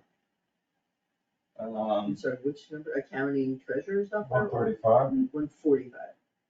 Yes, because he'll Gotcha. adjust it for the 2 months, I believe that it is. Town accountant services. Right. Yeah, Like right now, he's also gonna have to adjust it for the end of this year because the numbers didn't line up. He's aware, and when he gave me this number, he's aware that he starts in September. well, but we start paying for him in July. Right. Okay, So he's As- aware that he has to adjust the bills to. as long as that's right, and then I know like treasurer, we have a contract, but I think it's 1 year, so in many ways that number is flexible. However, if we kind of set, regardless of the contract we have in place, we set future rate in part by this vote, not really during contract negotiations, but in some ways it is flexible. Just a thought. I can look into it if anything too, just to see how it all ends up. We're not doing the audit this year because we've had good audits, and so they're not asking us to do an audit, is that right, Drew? Annual audit, So 135. he said, he said that he did not do an audit last year because we were in such good shape, so that left us with an extra 17.5 encumbered, so we're paying last year's for this year, and then the encumbered for this year will pay for fiscal year 24, which is actually fiscal year 25. So we don't have to raise the money again until fiscal year 26. This is all at the advice of the accountant. Oh, he can make advice, and we can turn it down, You can. we do this, so, Are you saying you I'll wanna think add about back it, in? but it kind of rubs me the wrong way. It's like, this year it shows up that we're raising the HR director's line by 15,000, when in reality, that's really a level fund, because we pull it from different pots, and we we encumber sometimes from last year. It rubs me a little bit the wrong way, and I'm not saying we have to take it out or put it in, but I'm gonna think on it. And part of me thinks that the right way to do it is, it's gonna be in fiscal year 25. We should budget for it in fiscal year 25, but I could be. For the audit. You could change specifically, my is that- Yeah. I mean, we're gonna owe next fiscal year 17.5 for an audit and sort of budget zero. I understand, and I'm not saying it's illegal, I'm just saying, Which line I are don't you know if talking it's about here? right, 135 annual audit. I'll think about it, and I'll take into consideration, my mind can be changed, but it gives me a little, gut reaction. So, just so I make sure I understand this, the issue is that because it wasn't used last year, we don't have to raise it because we raised it, it wasn't used in FY '23. So we're gonna use the FY '23 monies, but we have it, we also raised it in FY '24. So we're gonna use the FY '24 monies in FY '24 and the FY '23 monies in FY '25, so. No, we're using the FY '23 monies right now. Right, and then we'll use that FY Fiscal year '24 '24 will be extra used for next year, 25. right? So, yeah, I it is a mean, little. if you're uncomfortable, it's just gonna go back to free cash, so you tax people and then you're gonna tax them again, so putting it back in there. I know, well, let's just think on it, I just think sometimes, like what we did with HR director, I signed off on it last year, but in hindsight, I wouldn't, because I think sometimes money just really should show up in the operating budget as money that we're raising for operating, and not get pulled from other places, but I'll think on it, and I'm not saying I can't be convinced, it caught my eye, because I thought we had skipped previously, and not that we were skipping this year, but we. So what's that, and how are you feeling about the HR We did one? skip freezer previously. We skipped the audit. Right, so technically he would have been doing fiscal year 22 and fiscal year 23, but he said there was no need to do fiscal year 22 because 21 was so good, unless he saw something alarming in fiscal year 23, which he has not, so. Okay. Yeah, no, I think we're on the same page, I just think I'm not sure I'm on board with the way of doing it, but The accounting of it. can be discussed, yeah. And I totally see where you're saying, just, oh, well, then it dumps into free cash and you're taxing, and I understand that side of things, and I also understand the side of things where if it's gonna be an FY '25 and we owe it and it's an operating expense, it should kind of show up on here. So I am conflicted, but does anyone else have anything in the 130s or 140s? Assessor, tax collector. I have something 152.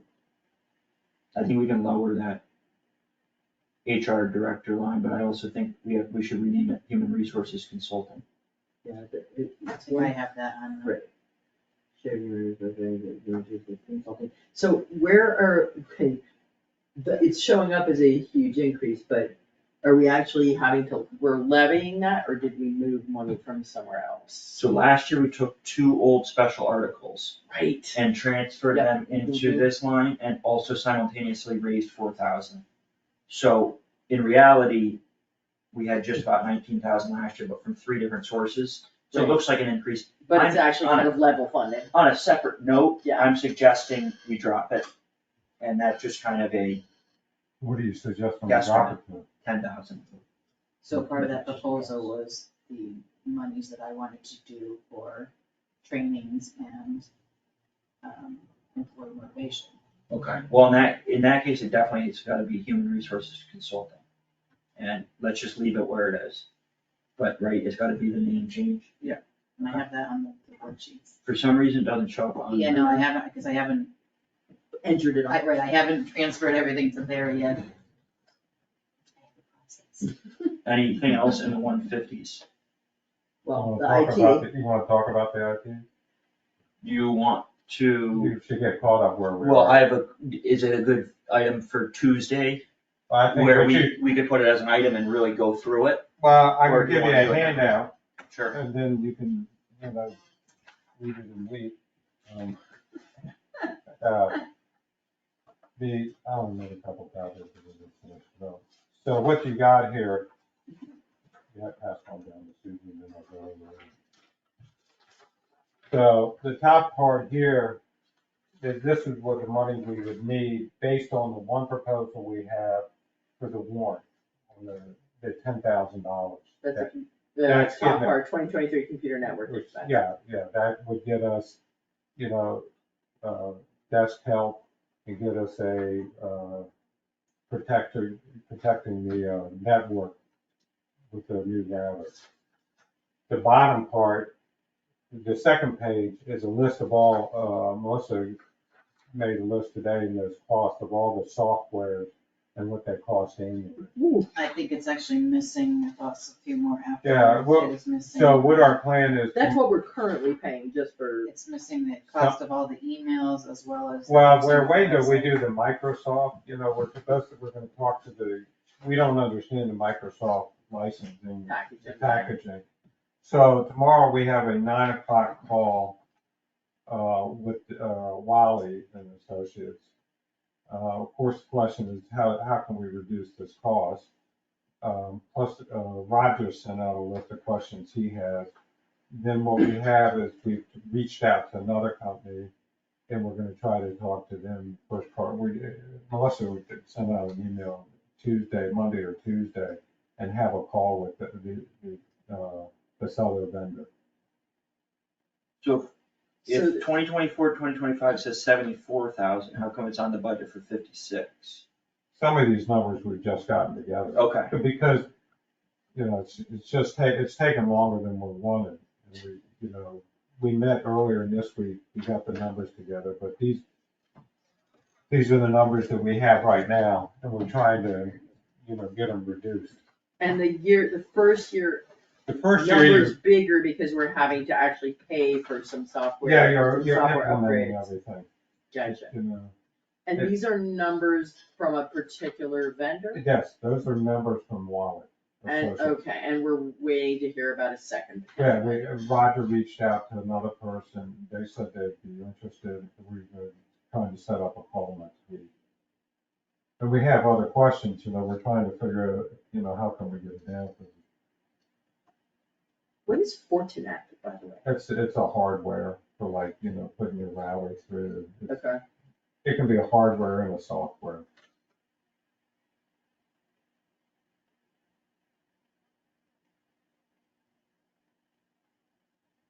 Okay. So, Well, there's more to come. Could we get a more cost-effective alternative to consider? Well, the way that we had thought was, is that we would not have any, you basically only have a router downstairs. And that everything would be hosted either like with the tax software, the tax collector software, that would be hosted by the software vendors, which we've already signed contracts for. But we would have a server for all our other stuff at an off facility that they would go there. That way they're doing the SQL upgrades, they're doing the kind of virus protection there. The only other way you can do is to have that physically here. Have a physical server at town hall? Here, Okay, but have we looked at more cost-effective alternatives for having an off-site server? Which I well, understand we're not- working on that. That's what we're working on now. What we found is, we've been trying, Wally's approved by the state on the contract list. Two is that as you get further east, there's less options. That's what we've done. But Roger reached out to someone today, and so we're gonna work on that. If you had to sum up, to get what we really need in 5 points, what is it, an off-site server? Yeah, I think that's the most secure. So that's one thing, what else do we need? Well, what you're doing is you're directing all anybody that sends an email to us will go through them. A firewall? They'll have like a firewall and all that, and then it'll come to us. And, Is there any other name for it other than firewall?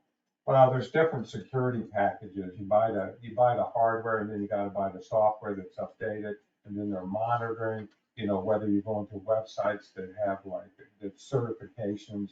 Sometimes websites don't keep up with your certifications, so we'll block it. They're also by having this control, they're making sure all the desktops are, have all the Microsoft upgrades to them.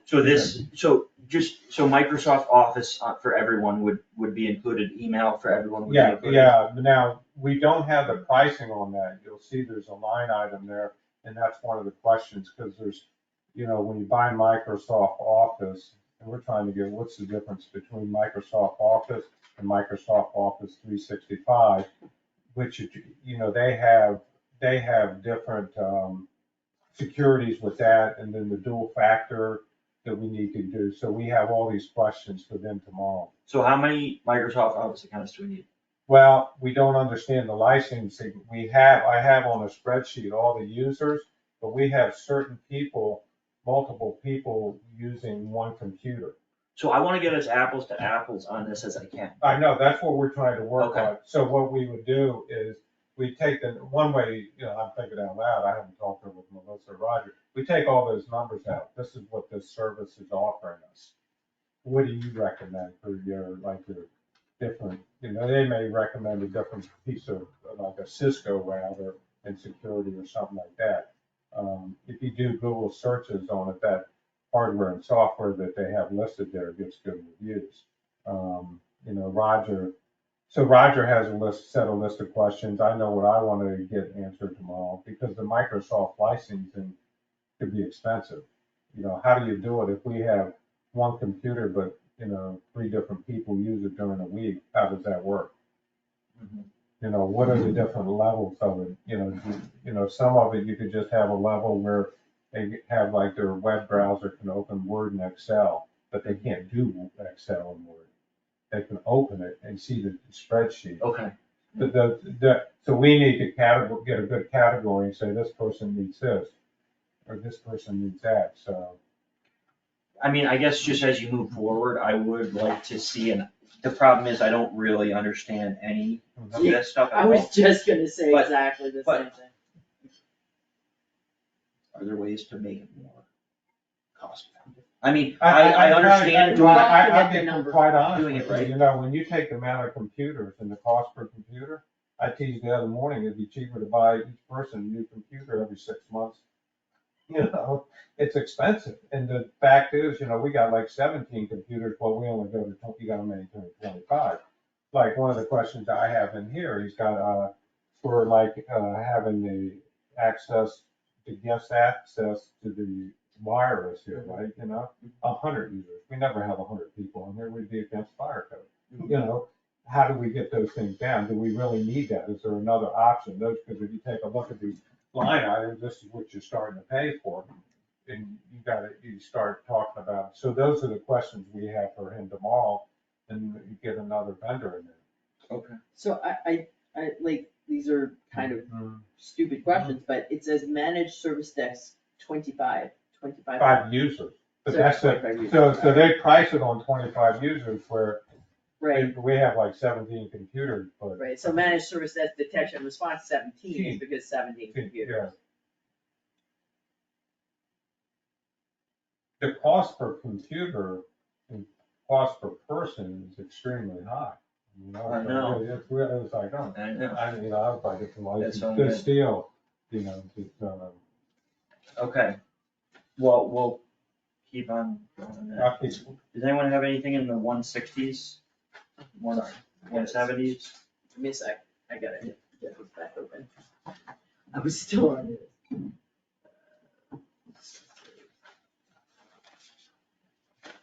So 160 is like town clerk elections, 170 Concom, Election, this is for FY it's the elections. 2025, so So he there is, gave right, a very good breakdown. yeah. Chris did a great job breaking down, he's got more elections. Oh, no question, I was just looking at it going, it is the election year, Yeah, that's what I was that's right, calculating, yeah. right, yeah. So we've got primary falls in 24, in the FY 24, but both of, not the primary, yeah, the primary falls in FY 24, but then the state election and the federal election is November. are FY 25. And the town election's also 24. Which I'll have one in fiscal year 25. Right. Okay, 160s, 170, I do have one comment on 170, which is planning board expenses. Yep. Why are we paying for people's fees, can't we raise the fees? This isn't fees, this is to, It says planning board expenses. right, that's for them to put legal notices about the Yeah. bylaw change hearings in the paper. So which bylaw changes are they expecting?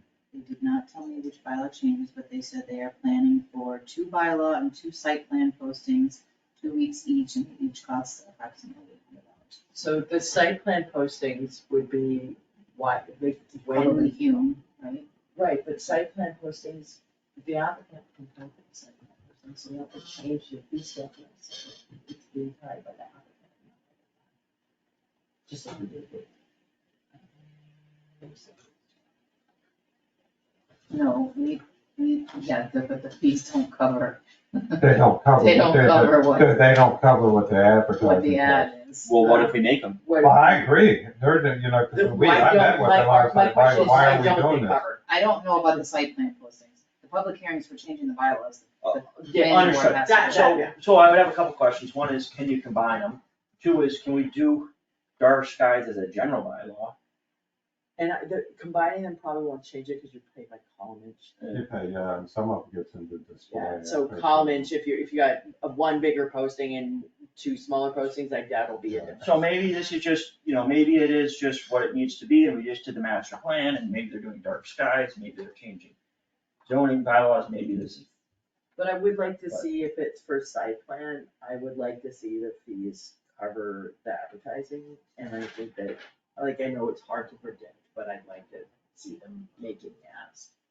Because asking the applicant to pay for that seems fair to me. I agree. So the site, isn't, you're referring to the site plan that's in our current bylaws, right? So does it already state in the bylaws What the amount is? what the procedure is or whatever? I don't know that they pay anything when they submit a site plan. For a site plan review. For site plan review. So they pay for the Concom review. Do they? Application. Concom has to pay, I think it's $125 now or whatever for this application fee. Right. Theirs range anywhere from 60 to 100, depending on, like you said, the column inch or whatever. So it doesn't always cover it. They make up for that when they have NOIs and they have to pay for that. Half goes to the state, half goes to us. Right. helps cover the other. So it covers the other costs. So then there's a. ZBA has to pay everything. Right. So we charge them $100 filing fee, and then they have to pay for the postage and the advertising. So maybe we can't, maybe, I will look at but it. maybe we can.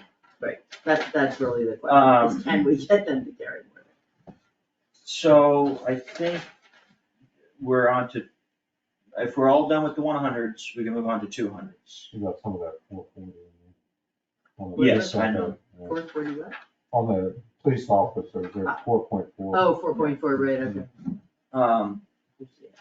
In the 200s, 210s is police, 220 is fire. Let me explain where we are on the lease negotiation. What we did is we're working on a spreadsheet. They're supposed to do a bottom up, we agreed on what categories like utilities, all the different expenses. And they're supposed to put a budget together, put their historical there, and that's how we will come up, then we'll negotiate whatever their expenses. They're trying to get it all set up. I've been meeting with Kevin, I've been doing the spreadsheets, and he's had really good meetings with the committee on that. Okay. When I had looked over the budget, and Roger and I met with Kevin yesterday, I said, Roger, or not Roger, Kevin, you gotta remember that, we got the lease, we got this payroll budget, and we got this capital. We can't disconnect them, it's an impact. So we talked about, what I felt like was, the regionalization is really gotta be discussed.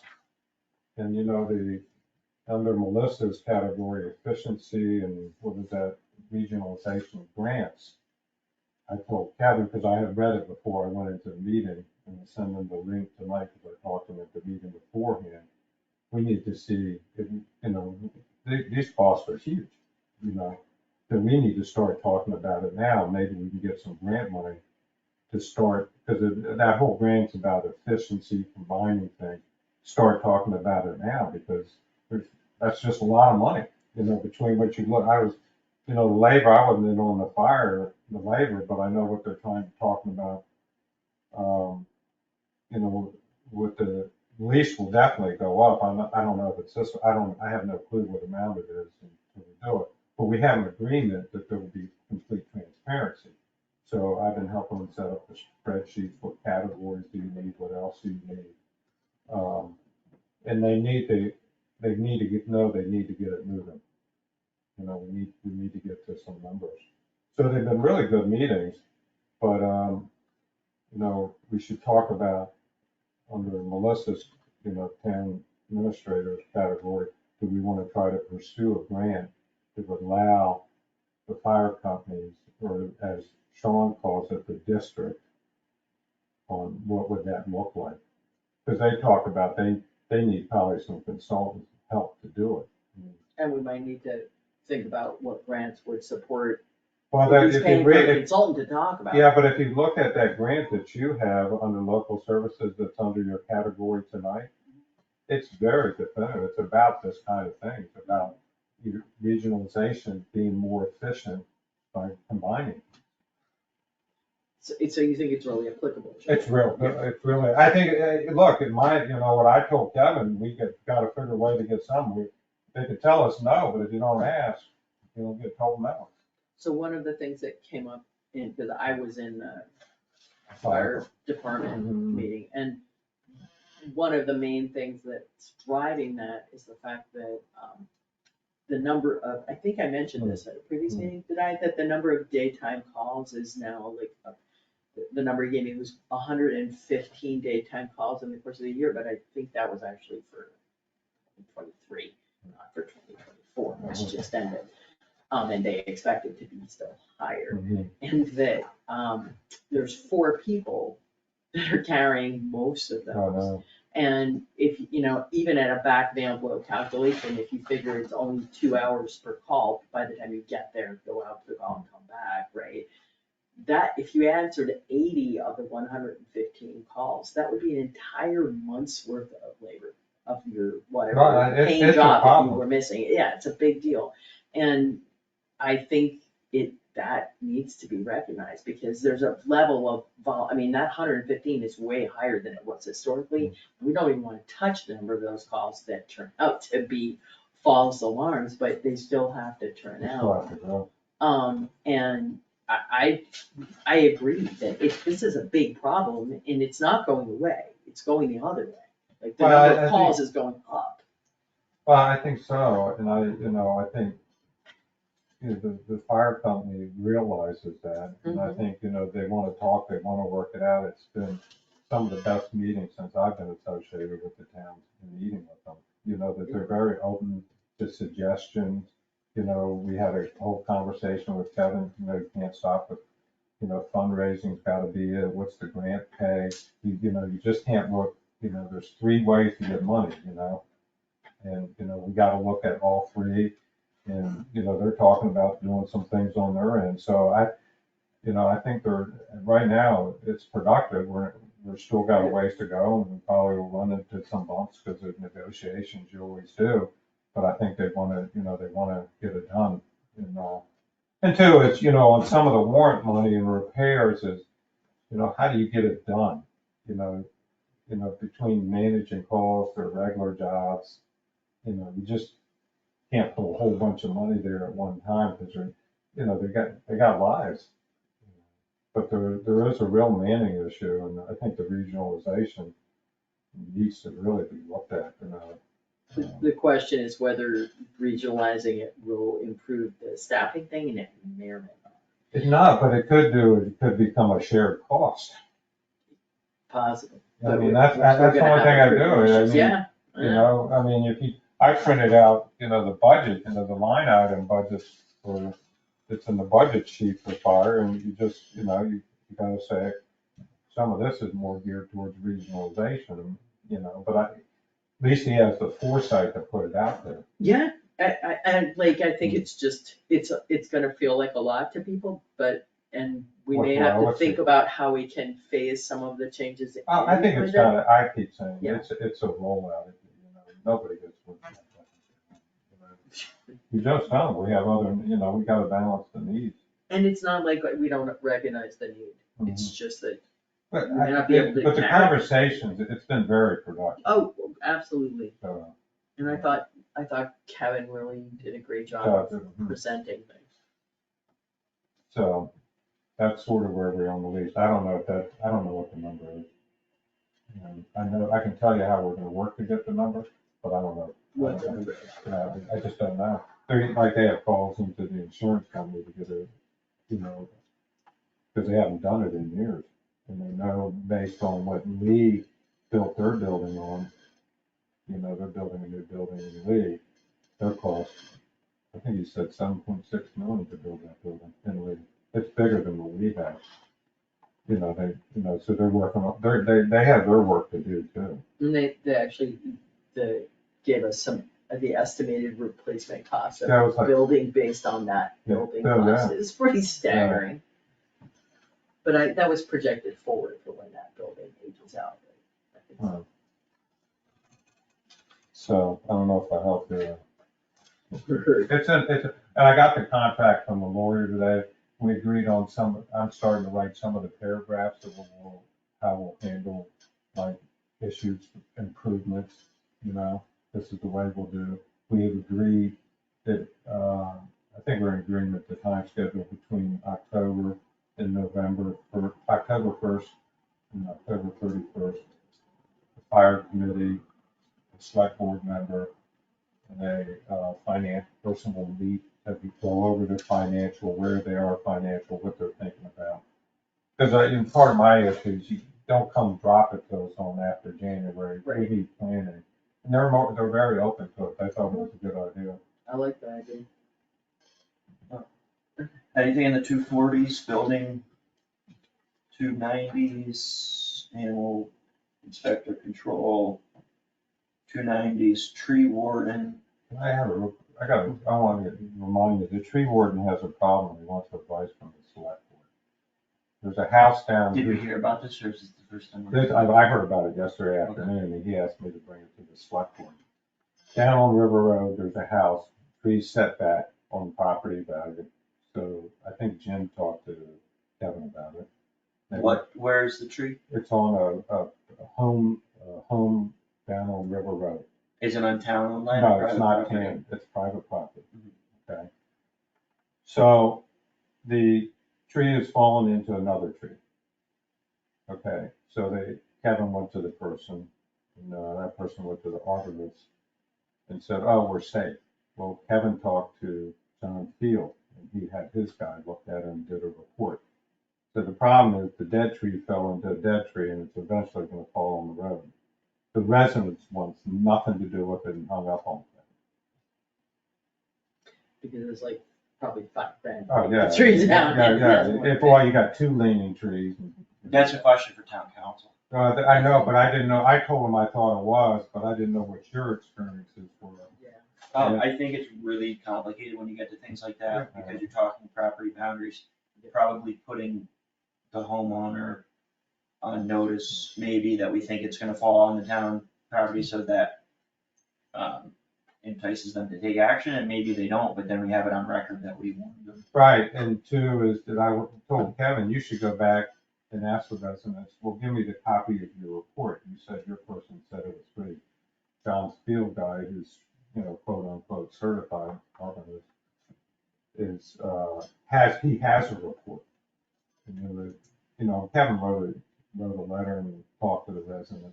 So how I would call it, or have, I think Kevin should kind of talk to town council, get an email, and get stuff in writing, and Are we approving him to do that? well, what I'll do is I will get him to write this story. And then he can send it to me and I'll copy it to the lawyer and say, the lawyer, will you talk to her? can you also bring it to Tuesday's meeting? Because I think something else I wanna add, which is that I had a resident approach me and ask about firewood that's either cut from National Grid or from John Field, and then if it's left on their property or on town property next to their property and they're the abutter, are they entitled to it? Who's entitled to it? How does that work? Sometimes John Field comes back and grabs the log. Sometimes, I know National Grid didn't, and sometimes When those. they cut the trees down here a few years ago, right on my corner, I thought I had all of them, I was cutting up, take a little bit. Wake up one morning, guy's got his truck loaded going down the road.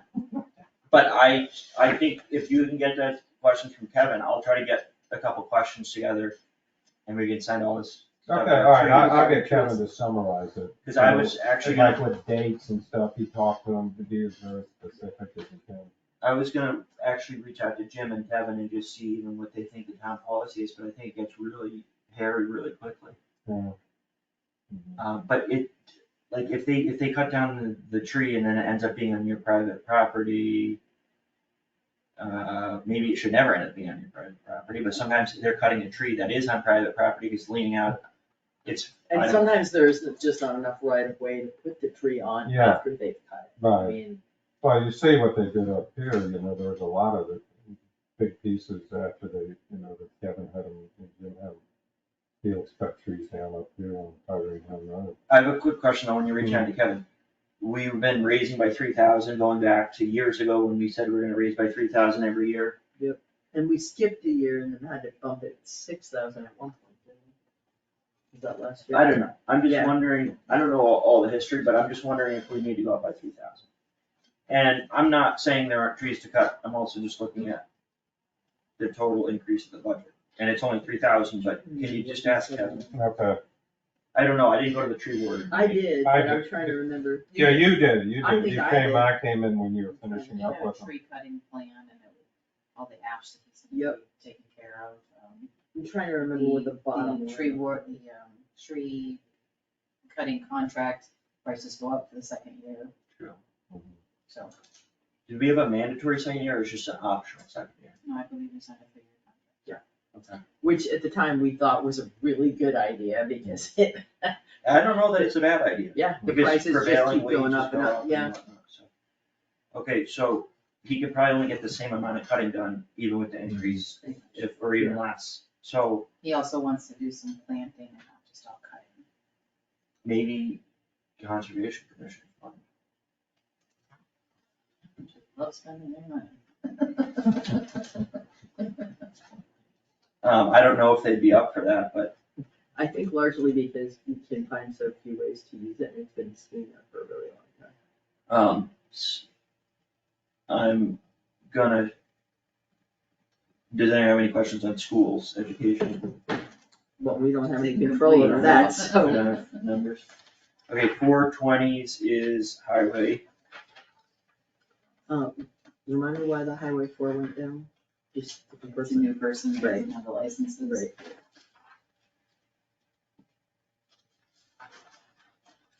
Is there any wiggle room in highway operations or highway capital? I didn't go to that meeting.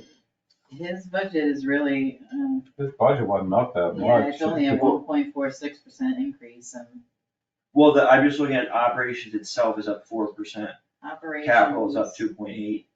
I just, He has 200 for the capital, that truck with the lane. His largest in operations is 900 for electricity because the rates are going up. 5,000 for vehicle and equipment maintenance because of putting off the truck last year. He's had $27,000 in repairs in the last 2 years on the 2016 550. It's not gonna get any better. we didn't, You put off a truck last year. we put off, What, they we put put out off the this superintendent truck. we put off the superintendent truck, we didn't That's put the off, 550. no, that's the That's a 2,500, That's a Chevy right that's now. a C-2500. So I'm calling it a 550, but It's a one-ton, but Now his F-550 is like a 2016 or 15, that's the one he wants to replace, and that's the one. Yeah, we did put that off. And if that's what No, 27,000. we didn't put that off. I'm pretty sure you did put that on. We did, I I have to know, go back, but I know that I'll we find that out for put off, Tuesday. that's- I know well, that we put off that He truck. has that in the budget this year. Regardless, he's had $27,000 of repairs on that vehicle. The other major increase was to uniforms, and PPE. Well, the truck dealerships take you for a ride when you get everything I done. wonder, is he proposing a diesel truck or a gas truck? I don't know. I don't know if I have a diesel. I think they've had, I'm gonna guess it's probably gas because they've had so So much much trouble with the trouble, diesel yeah. engines. I know that Sean, he's on the diesel. But that's me guessing. I didn't ask that question. Any other questions in the 420s? 430s, transfer station, 490 cemetery.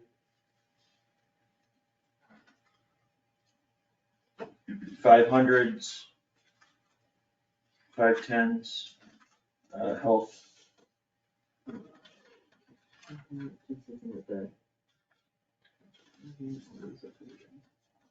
Does, Why is the outreach coordinator going down?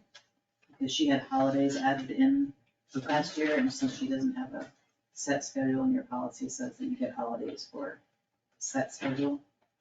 Okay. Those were taken out, she did get a 4% raise.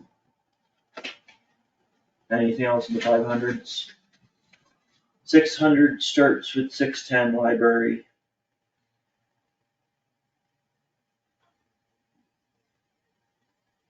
$630 is parks. Wow, the parks went down? Yeah. But didn't they put stuff in special articles, or is that No, also so the taken way, out? it was deceiving the way that they had written their, so they moved a large sum from Parks Commission this year to the mowing. To parks, lawn accurately maintenance, spring, reflect- fall cleanup. Right.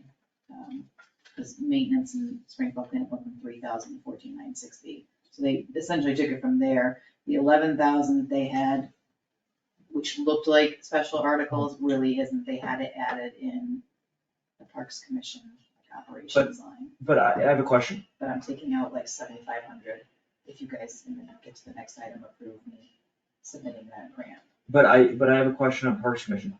How, you're right, so parks, lawn maintenance, spring, fall cleanup goes up 12,000, 13 even, if you're right. Parks Commission, the general line goes down if you round it 14,000, what's going on? So they took stuff out of Parks Commission and put it in lawn maintenance?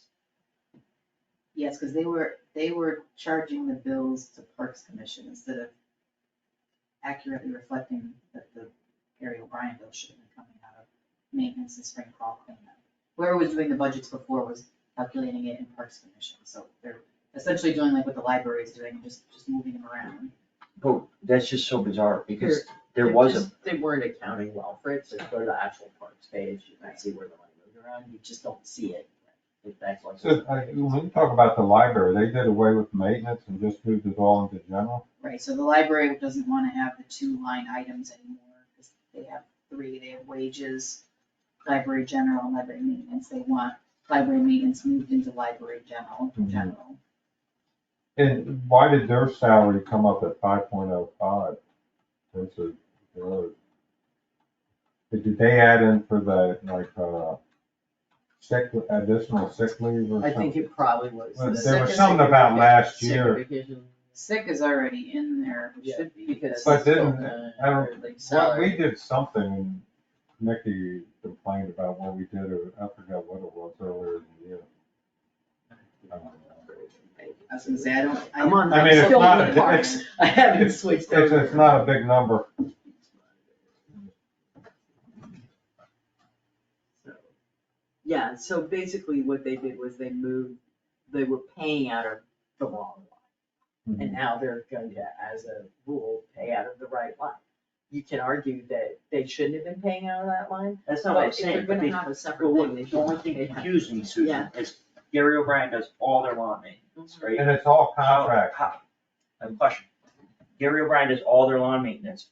They were budgeting 6,700. Were they paying some bills out of lawn maintenance and some bills out of general from the same contractor? But don't forget that the contract also became new in July and rates went significantly. Oh, I remember. So that's what I'm trying to figure. if And that they go plays- up next year. I was figuring if that tries to play, it doesn't make sense to me, no matter who's doing it, that you send some Gary O'Brien to one account and some to the other when it's all lawn kind of. But I'm just gonna Yes, they did, so forget that, it. see how one line is contracted services and one is, they've had difficulty figuring out which one it should What go they to. did? So sometimes they would go to That's what contract they do, service I because they'd be like, oh, it's a contract. So were they paying some out of park commission, Yes. some out of maintenance, and some out of, Yes. oh my Yes. god, But So they're trying contracted to- services is in maintenance. pardon? Contracted services is in maintenance. No, they're separate lines. They're separate. No, they're inter- saying They're in the- separate yes. internal lines. They're the same on here too. Oh, okay. So that's what, it just, I'm just gonna like not think about it right now. Did anyone, I didn't get a chance to read, I saw we got a report on the lifeguard. Yeah, I did read it. I took a look at it, it was, they recommend moving the hours up, because they have a spreadsheet that actually tracks the number of people, and apparently they get a lot of people at 4. They come home from work, so instead of being from like, what was it, 11 to 4 or something, they wanted to, They're they wanted suggesting to 12 to switch. 6 instead of 11 They to wanna 5. move it up an hour, because they're tracking the number of people by the hour. They comment, and they have comments about the weather. So the suggestion, in my opinion, was a good suggestion. I thought it was a good suggestion too. How does it affect the budget? Doesn't, I it's don't the think same that, amount of yeah, hours. that would be a net zero. No, we're waiting on that number. Well, they don't have, well, they didn't It's the same provide amount of that, but hours. we would still be doing, They had More. suggested we could, but then they went on to, like, if you read the rest of it, then they're like, or you could keep the same number of hours, like, one was you could go 11 to 6, or you could, since there's hardly any people there from 11 to 12, switch it to 12 to 6 and keep the same number of hours. I'm like, how about that one? that's the one I, Tom came in to talk to me about it, he seemed to be leaning more toward the 11 to 6. Yes, I'm sure he was. Just letting but you know, sometimes so don't get what you well, want. maybe I'll call Tom tomorrow. They did, so the It's not his Letter Dennis Lynch, also- where he just raises rates. they did also say that they thought having the parking attendant was good. Yeah, This is they- Berkshire South saying it, Yeah. not the Parks Commission. Yeah. What was interesting to me, by the way, when you look at it, like, note that, I was like, 500 people were there a day? No, they're doing hourly counts. So the 500 people, when you look at that, is because if somebody spent 4 hours at the beach with their kids, they got counted 4 times. It's not unique visitors. Yeah, that's not right, exactly. Not, that said, there were periods there were, in an hourly count, there were 80 people on the beach, Yeah, plus but- people in the water. Yeah, but you also had the weather, with the weather. Well, and if it's July 5th, it's not really surprising that you've got a busy beach. Yeah, But just even having those hourly counts is interesting, especially because like, and you gotta add up people on the beach and people in the water. Well, I'll take a look at it, but I think there's a little more work to do there in the 600s. We'll move on to 700s, debt service. We're expecting the medical rescue vehicle this fiscal year. The way it's been portrayed to us previously was you're not obligated to pay principal for a while and maybe not even interest, but I'm assuming that we want to pay something. I'm assuming we wanna pay some highway truck principal.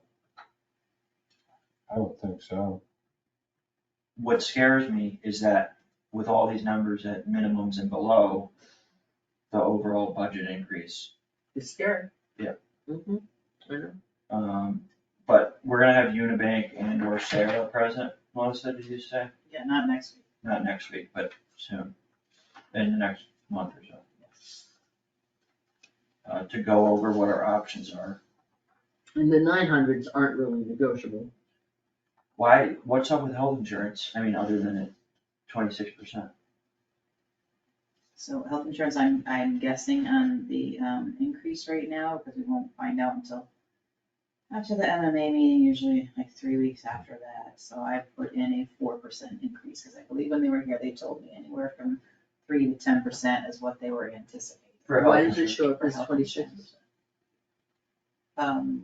Probably because we had to, one employee went from a single plan to a family plan this year. And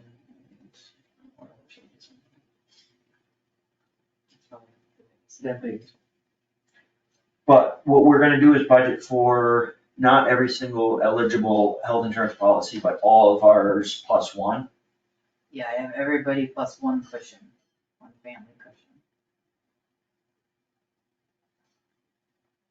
Cause that's a lot of money. I mean, our last few years have been really small increases, percentage increases, so I mean, hopeful that we've done a good job of not abusing the system and. Well, we have younger people too. And then bonds and insurance, I don't know how that works, but that's up 8,000. I don't know if that's a placeholder or a. It's a estimate. guess, we always have to guess, based on the meeting with Maya, I think you were there, she had said,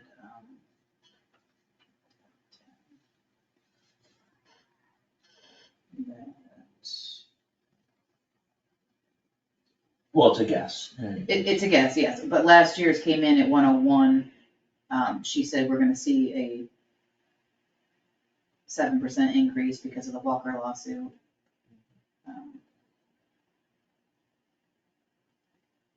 I calculated 7%. So in total, we're up a lot. Yep. With zeroed out our minimum debt payments. Great. Right, and you only keep saying anything about the library, so that one needs to be 100, not 70. I think that, I think all of them. I mean, last year, the only one that gets me is the Tandem axle, except would that be finishing off the payment on the Tandem? I gotta figure out how many are left on that. I think, I think you got more than one, yeah. but it's, I I looked mean, at it a few weeks ago. I assume we wanna make some payments on the rescue vehicle. And I just don't know what's gonna get. But, the other question on the fire, they wanna order a new truck. Okay, so special articles, yeah, special articles. Right, because you're right, so we'll move to special articles.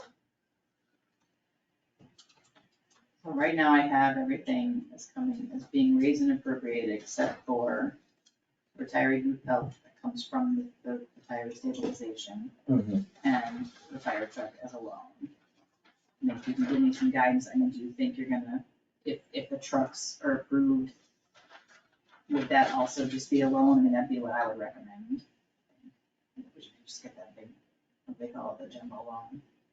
So what is so I understand the 1-ton pickup. What's mid-range wing? That is truck? to replace his 2015 or 16 snow. They put the wing on it on the side, so they had the plow on the front, and they also have the wing. So it clears the road, so he refers it to as a wing. So this is just This is the our one that's, regular 550 on schedule? yeah, I think we, 550 or equivalent. yeah, it'd be a 550 or equivalent. Yeah, you have to say they're equivalent, because we used to actually put it as a 550, and once we had to have a Wow. What's the special other- town the one meeting that's or a thing international to, now? just to change the wording on that. So that's just a 550 on schedule. Right. And Greater the tire. 1-ton pickup is the one that was deferred last year. Is this, this fire truck, is that the most recent price? Cause I thought it was like $950. It was, it's the most recent price. It is? And the tires, I went up and looked, they're pretty shot On the fire truck? on the grader. Cause I thought we If just we're got. buying a new fire truck and that shot tires, we Well, got no, problems. I think we got new Tires, tires couple for the years, fire truck. truck a couple of years ago. Yeah. And also, one thing Sean had said last year, and I don't know if we can explore it, but we put a lot of money into maintenance. We went up from roughly $30,000 a year to 60. Yeah. And he said we might be able to extend the life of that fire truck. So I think maybe we can ask if that's a possibility. Well, I think it's a fair question. I'm told you need it's a 2-year lead time. It's not a year lead time. The last time I had a conversation with them, they said it was 2 years. So if you ordered it And now. he said it goes up 100,000 each year. So it's a lead time, but I think in the next couple of weeks, we'll have a whole picture of like, what do we want to do with the Well- fire. Only because of this, right? It's 20 years old, and that's pretty old, but it's 20 years old, and it's running, and I don't know what state it's in. It was the NFPA or whatever, they Yeah. say that it's only 20 years. But the guidelines are, sorry. Yeah. It's a 20-year life expectancy on those. To run them as a fire. Yeah. truck. I just don't, and I'm not saying that we should do it, because we can't always just say, so-and-so Right, well, did it, but other towns in particular run the older trucks, and we don't wanna end up in an accident or anything, but if it's good, I mean, it's clearly different from the cars that we all drive on a daily basis and we're used to, because, well, anyway. I just don't know, he had said last year if we put more money in maintenance, which we did, that it was possible to maybe extend the life of that truck. I don't know where he's at now. I don't know where, I haven't had any of that kind of detail, but when we have a clearer picture, we just need to have a sit-down conversation. That's what we do here. There's always trade-offs, but we might not have Right, well, that doesn't really affect you anyway, because you're just requesting the permission to borrow, so it really doesn't. It will be, no, I know, but it wouldn't hit you until most likely 3 years later. Well, I just think in which case, especially if we're gonna borrow for the 550, and we're not gonna borrow for the 1-ton, right? We wouldn't borrow for the 1-ton, I hope. You don't have to borrow for either of them, you have enough in your stabilization to pay for those outright. Yeah, so that could be an option. I just think that if we're gonna borrow for the fire truck, I would hope that we're not doing minimum payments on the 4 existing debts. Mhm. Because it'd be nice to knock out the smaller ones. So that at least when we have to start paying on the other one, we're not carrying. The other question is, remember, he got a lot for the other truck he auctioned off. Remember, it took 2 The years. Chevy Suburban. No, it took 2 years to get that one, snowplow truck he got in the summer. Remember, they wrecked it, or You said about Second highway. highway now. And he turned up getting like 40,000 for that in auction. Well, the Chevy Suburban also got, Right, but I think Sean, because I think we were talking about the fire, weren't we? Yeah. Sean would probably be trading that in. the fire engine, Right, we wouldn't be selling that. but that would bring it down to 950. I think that 1 million 50 is With the including trade-in. all that. Including the trade-in? I believe so, if I understood Sean correctly. He hasn't given me anything on paper yet. He Well, said every time let's he's do it. talked to Let's this, get it on he's paper. trying to get it. Yeah. Would we get more for the truck if we didn't put it in, just sold it? I don't know if we. I don't know, they're can sell it. used- Oh. I don't know. You Why could not? sell it, but you know, They do, I mean. there are, look around. there's companies that will rebuild it from. Well, I'm not Okay. saying that we should, I'm just saying, look at other towns, they're running trucks far older than that. Yeah. I'm not saying they should or we should, I'm just saying, someone gets use out of them, and maybe we can get Well, money. you took a look at the truck that they wrecked, you know, in Otis. Mhm. They put, or not Sandersfield, they bought that from Bowie, Maryland. You know, which I used to have a newspaper in that town. Mhm. But that thing was like 25 years. Now, that was just a tanker truck. But I'm also gonna point out that there's a difference between the age of the truck and the care and maintenance of the truck.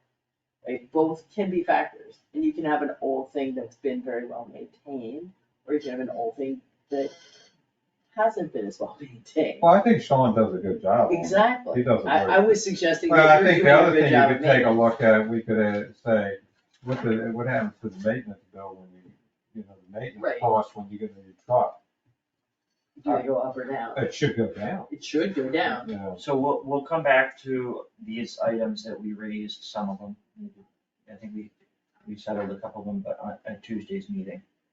It is getting really pretty late here. And we haven't gotten through. Can we, Melissa, should we chat with those? Can you just tell me about the community compact so I'm ready to submit it? Yeah. For the parks, AEDs and the warmers and the. What does it do? Just, I assume, and we already briefly talked about it. I think what Frank said earlier makes sense too. Regionalization. Yeah, I was gonna Fire. just have to think about Melissa. I mean, They aren't ready for that. They aren't ready to write a grant for that. yeah, but.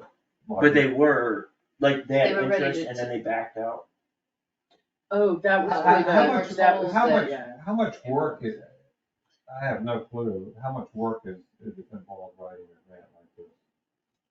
Just best guess. It depends I'm on gonna what say it you're depends writing on what you're for and how writing. much it's for. So the parks one, I wrote in probably 30 minutes. If it's a regionalization one, the stuff that we're gonna have to pull together and have, supporting documentation for like what our plan is and stuff, that's gonna take a lot longer. And I can tell you Sean's not ready for that. I mean, I think that's the regionalization at that level, that's a big involved thing. This is like, put some AEDs, put some power so you can charge AEDs to put at the beach. Mhm. Much smaller ask, much smaller issue. Much smaller effort to get it. Yeah, the question is, how do we get it, how do we move it up? I mean, you know, the fire company, you know, the meetings have been good, but we got so many moving parts right now. You know, and So it's something to look at, but I think it's a different scale, and it's a good conversation to have, but I don't think it's something that's gonna happen in the next month. well, okay, if it doesn't happen in the next month, we're facing these labor kind of increases and stuff like that. You know, We are, and I'm not saying we shouldn't work on it, Frank, I agree with you. the- I'm just saying at the level of planning and effort to get that kind of grant, you have to have a big plan, and it has to be written, and it has to be ready to go, and I don't think that exists, so it could be something we need to work on, but I think we need to get some of this stuff straightened out before we can do that, Right. even though it's making it apparent that we need to do that. Right. Well, and I think the fire company's plan from my conversation with Sean is to go for a fire district before talking regionalization.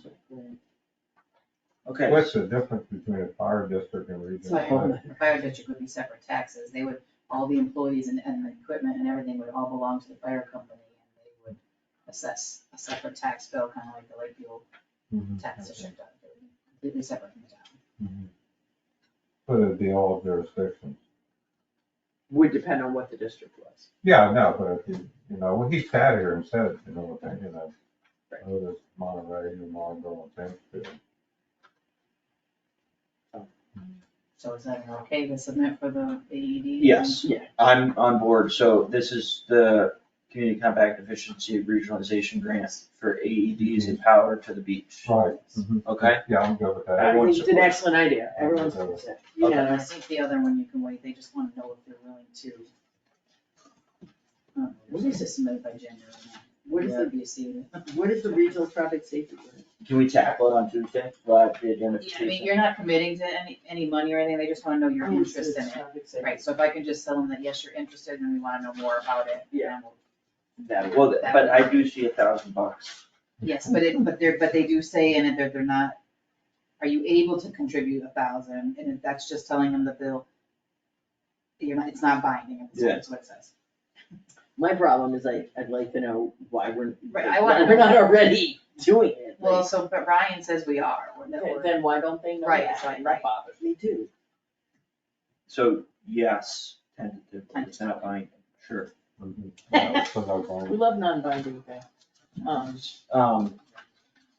Well, I would really love to do At least one. 12, 19, and 1/4 short, Yeah, if we can, power through it. And if we can't, just let me know. Well, that's true too, but Frank didn't have any changes because only, Yeah, only you two. it was I- only I- you two and Susan didn't have very many, so. Well, then maybe we can do all three, because we're a little behind. Yeah. And for penny and for pound. I'm getting a little droopy because I haven't had dinner, but we'll go for it. Which is probably digesting his own abdomen. So, I'm looking at 1219, page 1. Yep. I see purple. Regarding the town administrator position, gonna delete it. I think Susan had a better go at it Okay. in the orange, right? Yep.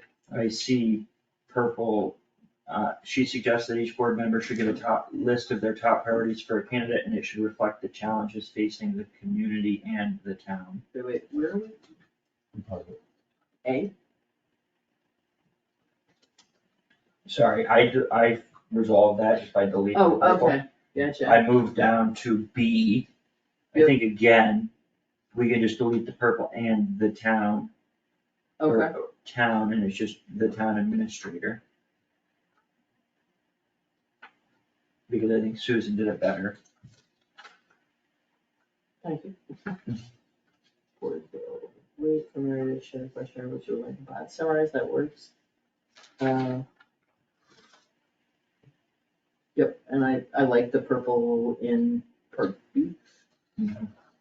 Page 2.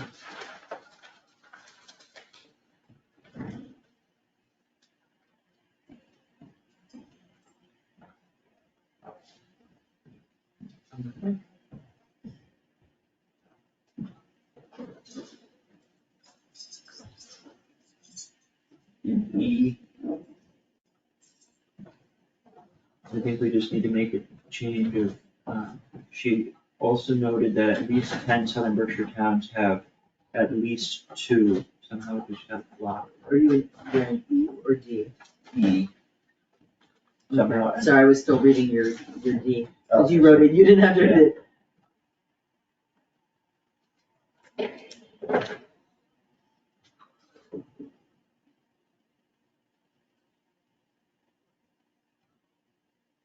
Okay.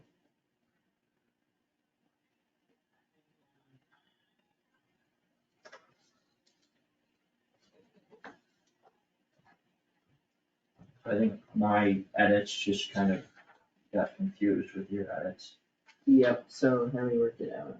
I just changed it to basically be what you had and not Okay, mess it up how I messed it up. okay. And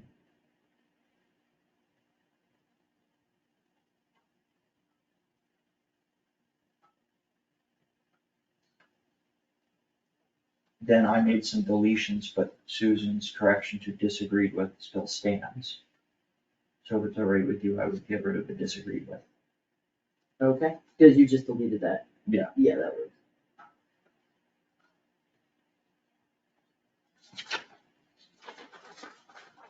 Minor changes on page 3. Yep. Minor changes on page 4. Yep.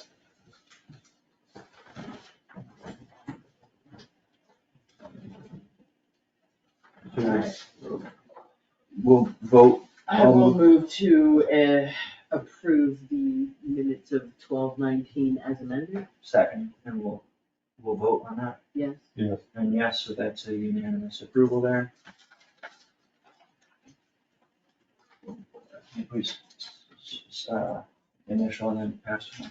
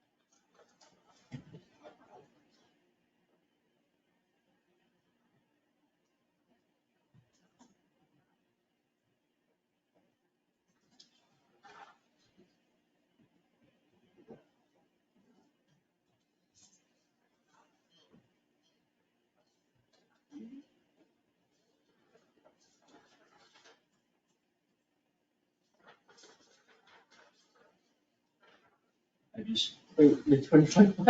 I Okay. moved the 24th to Got it, that sentence below, right. just because it's not an article on the town meeting one, just saying. Yep. And then we change it. Of course we did.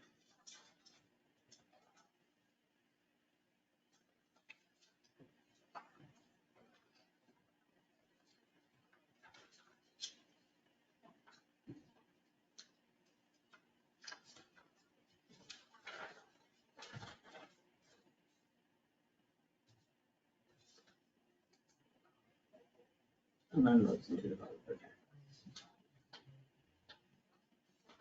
I'm okay with it. You good? Yeah, I'm good. I will make a motion to approve the minutes of 1/4 as amended. Second, we'll vote. Yes. Yes. Yes, that's unanimous approval.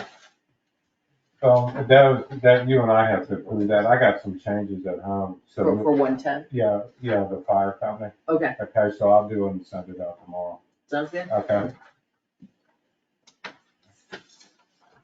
That's either the initial and with the notifications. Anything else before we adjourn?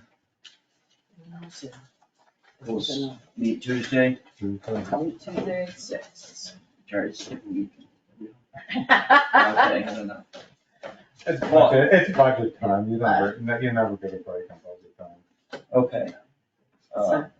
Is there a motion to adjourn? I have a motion to adjourn. Second, We'll vote on that. yes. And yes, it's unanimous vote to adjourn at 8:40 PM. I feel like I've been getting a butt massage. Oh, wait, hang on. Buzzing every 2 seconds. With that. I feel like I'm getting a butt massage because my phone has been buzzing every 2 seconds for the last half